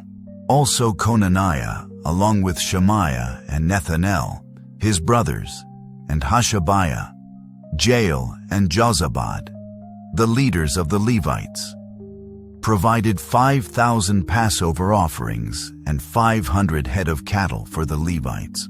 The service was arranged, and the priests stood in their places with the Levites in their divisions as the king had ordered. The Passover lambs were slaughtered, and the priests splashed against the altar the blood handed to them, while the Levites skinned the animals. They set aside the burnt offerings to give them to the subdivisions of the families of the people to offer to the Lord, as it is written in the book of Moses. They did the same with the cattle. They roasted the Passover animals over the fire as prescribed, and boiled the holy offerings in pots, cauldrons, and pans, and served them quickly to all the people. After this, they made preparations for themselves and for the priests, because the priests, the descendants of Aaron, were sacrificing the burnt offerings and the fat portions until nightfall. So the Levites made preparations for themselves and for the Aaronic priests. The musicians, the descendants of Asaph, were in the places prescribed by David, Asaph, Heman, and Jeduthun, the king's seer. The gatekeepers at each gate did not need to leave their posts, because their fellow Levites made the preparations for them. So at that time, the entire service of the Lord was carried out for the celebration of the Passover and the offering of burnt offerings on the altar of the Lord, as King Josiah had ordered. The Israelites who were present celebrated the Passover at that time and observed the festival of unleavened bread for 7 days. The Passover had not been observed like this in Israel since the days of the prophet Samuel, and none of the kings of Israel had ever celebrated such a Passover as did Josiah, with the priests, the Levites, and all Judah and Israel who were there with the people of Jerusalem. This Passover was celebrated in the 18th year of Josiah's reign. The death of Josiah. After all this, when Josiah had set the temple in order, Necho, king of Egypt, went up to fight at Carchemish on the Euphrates, and Josiah marched out to meet him in battle. But Necho sent messengers to him, saying, "What quarrel is there, king of Judah, between you and me? It is not you I am attacking at this time, but the house with which I am at war. God has told me to hurry. So stop opposing God, who is with me, or he will destroy you." Josiah, however, would not turn away from him, but disguised himself to engage him in battle. He would not listen to what Necho had said at God's command, but went to fight him on the plain of Megiddo. Archers shot King Josiah, and he told his officers, "Take me away. I am badly wounded." So they took him out of his chariot, put him in his other chariot, and brought him to Jerusalem, where he died. He was buried in the tombs of his ancestors, and all Judah and Jerusalem mourned for him. Jeremiah composed laments for Josiah, and to this day all the male and female singers commemorate Josiah in the laments. These became a tradition in Israel and are written in the laments. The other events of Josiah's reign and his acts of devotion in accordance with what is written in the law of the Lord, all the events, from beginning to end, are written in the book of the kings of Israel and Judah. 2 Chronicles, chapter 36. And the people of the land took Jehoahaz, son of Josiah, and made him king in Jerusalem in place of his father, Jehoahaz, king of Judah. Jehoahaz was 23 years old when he became king, and he reigned in Jerusalem 3 months. The king of Egypt dethroned him in Jerusalem, and imposed on Judah a levy of 100 talents of silver and a talent of gold.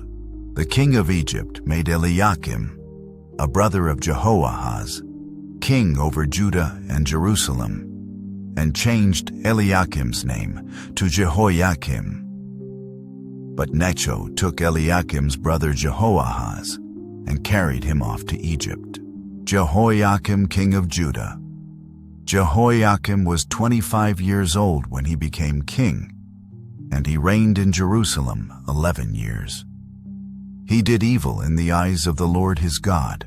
Nebuchadnezzar, king of Babylon, attacked him and bound him with bronze shackles to take him to Babylon.